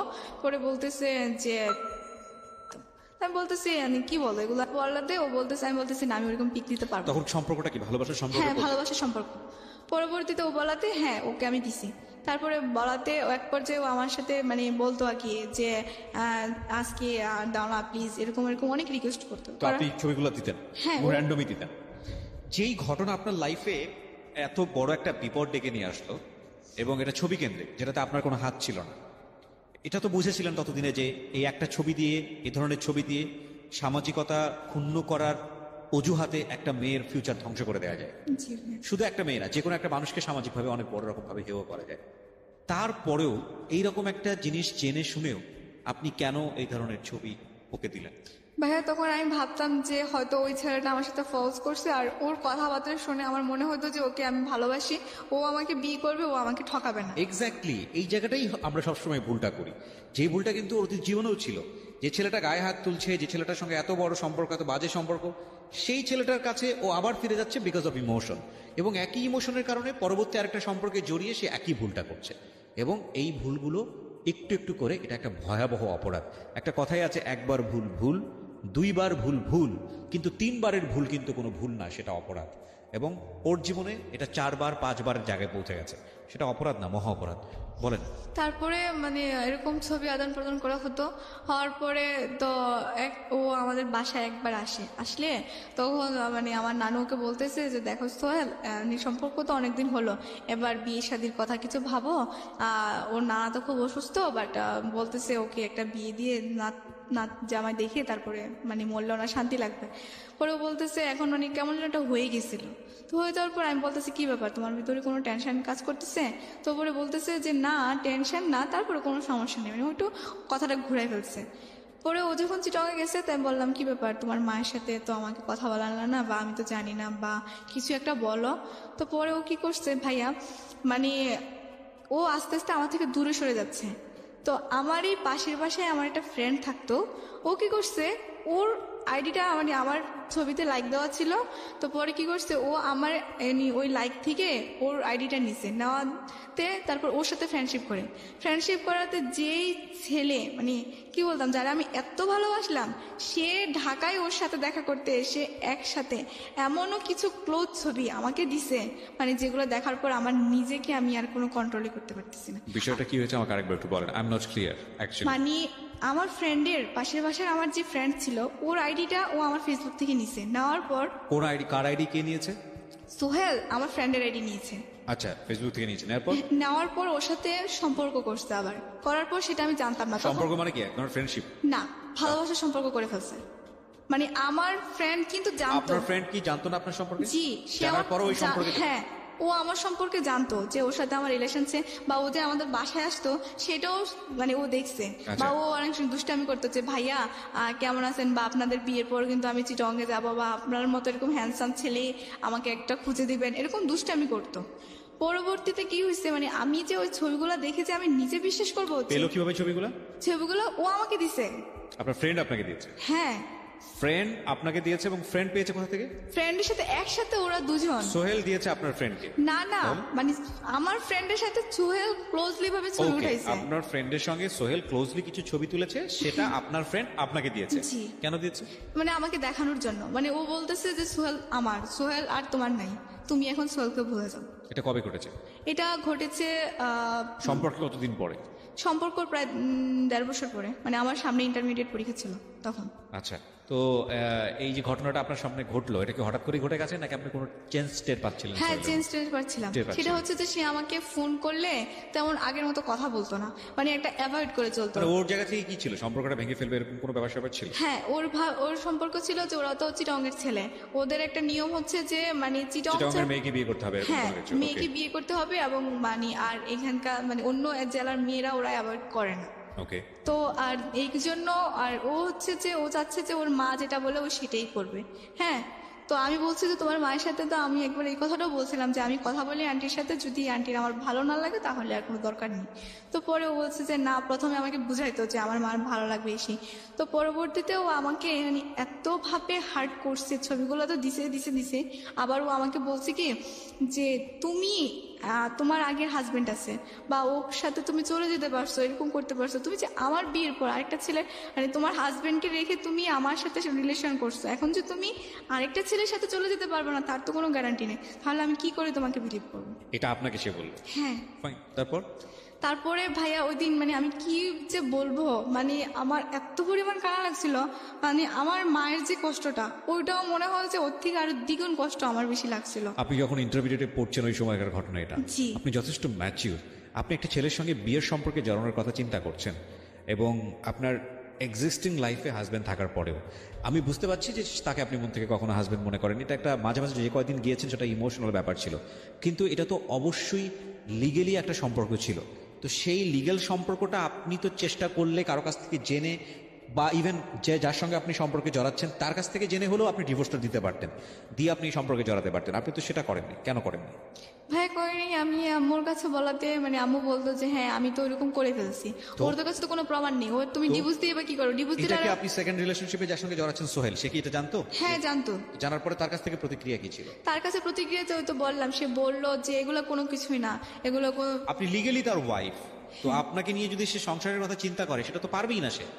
না আম্মু তো ওই যে বললাম না চেঞ্জ করে ফেলছে, আম্মু তো বলতেছে আমাকে যে ওটা কোনো বিয়ে না, ওটা কোনো কিছু হবে না, তোমার ওইটা কাগজটা ভুয়া মানে প্রমাণ করতে চাইলে ও যদি প্রমাণ করে যে তুমি ওর ওয়াইফ তাহলে। এটা কি ও বিশ্বাস করেছিল? হ্যাঁ আমিও তো বিশ্বাস করেছি, আমি আজও পর্যন্ত সেটা বিশ্বাস করি। বোকার স্বর্গ মানে শুনেছি এতদিন, বোকার স্বর্গটা আজকে আমার মনে হচ্ছে যে দ্য স্টেজ অফ রিয়েলিটিতে এসে বসেছে বোকার স্বর্গ। ওকে বলেন তারপর। তারপরে ধরেন মানে ওর সাথে আমি একটা মানুষের জন্য ট্র্যাপ হয়ে ফেলতে চাচ্ছি একটা মানুষকে, কিন্তু আনফর্চুনেটলি আমি নিজে ট্র্যাপের মধ্যে ঢুকে বসে আছি, যেটা ওর মার কথা শুনে আমার কাছে মনে হচ্ছে যে সামহাও ও এই ঘটনার থেকে বাঁচানোর জন্য ওনার মেয়েকে সেভ করার জন্য বিভিন্ন রকমের ফন্দি ফিকির করতেছে, কিন্তু সেই ফন্দি ফিকিরে সে নিজেই আটকে বসে আছে। It's very interesting. এবং এই ছেলেটার যে ফায়দাটা ছিল, ওনার যে হাজব্যান্ড মানে লিগেলি যে হাজব্যান্ড, সে কিন্তু তার ফায়দাটা ঠিকই লুটেছে এবং সে কিন্তু ঠিকই দেশের বাইরে গিয়ে বসে আছে পয়সাটা সবকিছু নিয়ে, ব্ল্যাকমেইল করছে যথেষ্ট রকম ভাবে, এবং সে যথেষ্ট গেইনার বলা যেতে পারে তার জায়গাটাতে। তারপরে ধরেন মানে আর সোহেলের সাথে আর কথা বলা অফ হয়ে গেছে, তো আমি ইন্টারমিডিয়েট পরীক্ষা দিলাম। আপনার ফ্রেন্ডটাকে আপনি কি বললেন? যে আমার friend আপনার- ফ্রেন্ডটাকে ওকে আমি আর কিছু বলিনি, কারণ এটা তো ওর দোষ ছিল না। একটা ছেলে যদি একটা মেয়েকে যদি ধরেন প্রশ্রয় নেয় দেয় তাহলে তো মেয়েটা কিছু করতে পারে, আর মেয়েদের মন এমনিতেও নরম, মানে একটু ভুলালে ওদেরকে ভুলানো যায়। তার মানে আপনি বলতে চাচ্ছেন যে আপনার বান্ধবীকে সেই কনভিন্স করে, ছেলেটাই কনভিন্স করে? হ্যাঁ কারণ ও তো ফ্রেন্ড রিকোয়েস্ট পাঠাইছে, আমার বান্ধবী আমাকে দেখাইছে। পরে যখন মানে আমি ওকে মানে বললাম যে তুই আমার সাথে এরকম কেন করলি, পরে ও আমাকে দেখাইছে যে আমি ফ্রেন্ড রিকোয়েস্ট পাঠাইনি। ওরা কি কন্টিনিউ করেছে পরবর্তীতে রিলেশনশিপটা? না ওরা ব্রেকআপ করে দিয়েছিল, কারণ ওর তো ছিল যে ওর সাথে রিলেশন করলে ওর ছবিগুলো আমাকে দেখাইলে তো পরে আমার আর আমার ফ্রেন্ডের ভিতরে দ্বন্দ্ব লেগে ও মাঝখান থেকে সরে যায়। মানে ছেলেটা মাঝখান থেকে সরে যায়? জি। ওকে, তারপর? তারপর কি হয়েছে মানে এটা নিয়ে ধরেন আমার ইন্টারমিডিয়েট পরীক্ষার পর তো এখন আমার তো ধরেন কি বলবো, আর আমার তো আর বলার মতো কোনো ভাষাই ছিল না। মানে আমার বলতে গেলে আমি কোনো ছেলেদেরকে দেখলে আমার ওই ছেলের কথা মনে হয়ে যেত, মানে রাস্তা ওরা চিট বা এরকম কিছু মনে হতো। তো পরবর্তীতে ধরেন ভাইয়া মানে আমি নিজে নিজে একটা প্রতিজ্ঞা নিলাম যে আমার লাইফে যেহেতু এত কিছু ঘটনা ঘটেছে, হ্যাঁ, সো আমি আমার মানে নিজকে এবার প্রতিষ্ঠিত করবই করব। তো প্রতিষ্ঠিত করতে গেলে তখন আর আমার ইন্টারমিডিয়েটের রেজাল্টও ছিল, পাস আসছিল, ভালোই রেজাল্ট হয়েছিল। তো এখন এসএসসিতে তো আমার একটু পয়েন্ট নিচে নেমে গেছে, ওই যে 4 পয়েন্ট চলে আসছে, এই কারণে তো আমি ধরেন সরকারি মেডিকেলে চান্স পাওয়াটা খুবই কষ্টকর হয়ে যাবে। তো আমি খুবই মানে চেষ্টা করেছি, মানে আমার খুব ইচ্ছে ছিল যে আমি একজন সরকারি মেডিকেলে পড়াশোনা করব। তো মানে আমি খুবই পড়াশোনা করতেছি, মানে আমার আর আদার্স কোনো টেনশন নেই। মানে এখন আমার মূল হচ্ছে যে আমার বাবা মাকে আমি একত্রে করে দেব, আর আমি মেয়ে হয়ে আর আমি একজন ডাক্তার হয়ে এবং মানুষের সেবায় নিয়োজিত করবো, আর কখনো কোনো ছেলের লাইফে বা কারোর সাথে জড়াবো না, এরকম একটা দ্বিধা মানে মনে প্রতিজ্ঞা আসছিল আর কি। পরে আসার পর আমি চিটংয়ে গেলাম। চিটংয়ে যাওয়ার পরে ওইখানে মানে আমার ফ্রেন্ড সার্কেলদের সাথে সাগরের পানিতে আমার ফোনটা নষ্ট হয়ে যায়। সো আমি যেটা বুঝি যে আপনি এখন প্রাইভেট একটা মেডিকেলে পড়াশোনা করছেন এবং আপনার খরচটা আপনার মাই দিচ্ছে, নাকি আপনি নিজের খরচ জোগাড় করেন? আমি একটা কোম্পানিতে চাকরি করি ছোটখাটো করে আপনি আপনার পড়াশোনা চালাচ্ছেন। তো ফাইনালি আমরা কি পেলাম? লাইক আপনি এই যে এত বড় ধরনের একটা প্রবলেম ফেস করলেন, বা আপনার যেই ছবিগুলো, আমি যতদূর জানি যে এই ছবিগুলো এখন শুধু আপনার হাজব্যান্ডের কাছে না, আপনি আমাকে অনুষ্ঠান শুরুর আগে বলছিলেন তার ফ্যামিলি মেম্বারদের কাছে ছবিগুলো আছে, জি। এবং এগুলো খুব রিস্কি টাইপের ছবি, এবং সেটা সম্ভবত তার ফ্যামিলি মেম্বাররা তার কাছে রেখেছে এবং যে কোনো মুহূর্তে এগুলোতে তারা আপনাকে ব্ল্যাকমেইল করতে পারে। সো আপনি যদি আপনার জায়গা থেকে ডিভোর্সও দেন, সেটাও একটা বিপদগামী সম্পর্কের দিকে যেতে পারে। এবং আপনি যদি এটাও প্রমাণ করার চেষ্টা করেন যে না, বিয়েটা একটা হয়ও নাই, তাহলেও সে রিভেঞ্জ নিতে পারে। এবং সে যেহেতু দেশের বাইরে আছে, সুতরাং আইনের জায়গা থেকে তাকে বলা যেতে পারে সে হয়তো এক ধরনের সুযোগও নিতে পারে। তো কি বলার আছে আপনার এই ছবি আদান প্রদান নিয়ে, এই ভার্চুয়াল জগতে এইভাবে ছবি আদান প্রদান, ইভেন হাজব্যান্ড ওয়াইফ হওয়ার পরও এই ধরনের ছবি তোলা মোবাইলে রাখা, সে মোবাইলটা তো চিন্তাই হয়ে যেতে পারে, চুরিও হয়ে যেতে পারে। কি বলার আছে? আপনি তো নিজেই একটা আগ্নেয়গিরির মধ্যে আছেন এখন, সবকিছু বলতে গেলে সামাজিকতা জায়গাটা থেকে। হ্যাঁ, আমি যদি মানে বলতে চাই আর কি, যে আমার মতো ভুল যেন এই পৃথিবীতে আর কেউ না করে, মানে এই ছবি লেনদেন যেন অন্তত আর না করে। মানে সে তোমার যতই বয়ফ্রেন্ড হোক না কেন, কারণ যদি বয়ফ্রেন্ডই যদি তোমাকে সত্যিই ভালোবাসে, তাহলে কখনো তোমার দেহ যাবে না বা তোমার এরকম নেগেটিভ ছবি যাবে না, আর তোমাকে মন থেকে ভালোবাসবে। আর যারা মন থেকে ভালোবাসে তারা কখনো দেহ চায় না। সো আপনি যেটা বলতে চাচ্ছেন যে এই ধরনের ছবি আদান প্রদান করা থেকে একেবারে বিরত থাকা উচিত। ইভেন আমি বলতে চাই যে if it is with husband and wife, যদি হাজব্যান্ড ওয়াইফের মধ্যেও ব্যাপার হয়, তাহলেও আমি বলবো যে please do not do this. Cause আপনি জানেন না যে সেলফোনে আপনি করছেন এটা, সেই সেলফোনটা কোনো এক সময় হয়তো বা হারিয়ে যেতে পারে, বা আপনি যেই ওয়েবসাইটের মাধ্যমে এটা করছেন সেটা হয়তো বা ইনসিকিউর হতে পারে। সুতরাং মান সম্মানের দিক থেকে, যে কোনো জায়গার দিক থেকে এটা খুবই খুবই ইনসিকিউর। এবং আপনি চিন্তা করে দেখুন, আপনারা হয়তো নতুন বিয়ে করেছেন বা এরকম একটা সময় হয়তো শখগুলোর স্মৃতি হিসেবে রাখার জন্যে, এবং এটা হয়তো আপনি ভুলেই গেছেন কোথায় রেখেছেন। ভবিষ্যতে হয়তো আপনার সন্তান বড় হয়ে তাদের চোখে পড়ল। সো কতটা দুর্ঘটনাজনিত হতে পারে। একটা ছোট গল্প বলে শেষ করতে চাই। আমরা এমন একটা যুগে বসবাস করি যেখানে কমিউনিকেশনটা খুব ইজি। আমি অনেকদিন আগে ফেসবুকে এরকম একটা ভিডিও দেখেছিলাম যে মেয়ে আলটিমেটলি কোনো একটা খুব খুব সেন্সিটিভ একটা ছবি তার বয়ফ্রেন্ডকে পাঠাতে গিয়ে সে আলটিমেটলি হোয়াটসঅ্যাপের কোনো একটা গ্রুপে ছবিটা আপলোড করেছে, এবং ভুল করে সে আলটিমেটলি ওই গ্রুপের মধ্যে তার প্যারেন্টসরা ছিল। এবং শুধু প্যারেন্টস না, ওই যে গ্রুপটা ছিল সেই গ্রুপসে প্যারেন্টসদের যারা আলটিমেটলি বস, অফিসের বস, তারাও অ্যাডেড ছিল। তার মানে বুঝতেই পারেন যে ঘটনাটা শেষ পর্যন্ত কোথায় গিয়ে দাঁড়াতে পারে। So please be careful on this issue. অবশ্যই এই ধরনের কাজ থেকে দূরে থাকেন, এটা আপনার জন্য সেফ এবং সবার জন্য সেফ, এবং আমরা আপনাদেরকে অবশ্যই উৎসাহিত করব। আজকের মতো এখানেই শেষ করতে চাই সিক্রেটস। আমরা বিশ্বাস করি প্রতিটি ভুল, প্রতিটি অপরাধ, এটার পেছনে শক্তিশালী একটি কারণ থাকে, এবং যারা ভিকটিম হন কিংবা যারা এই অপরাধটা করেন তারা একটা শক্তিশালী রিজন থেকে করেন। সেই জায়গাটি থেকে আমরা আমাদের অনুষ্ঠানটিকে রিফ্লেক্ট করতে চাই এই অর্থে যে এই ভুলটা বা এই অপরাধটা যেন আর কেউ কখনো না করে।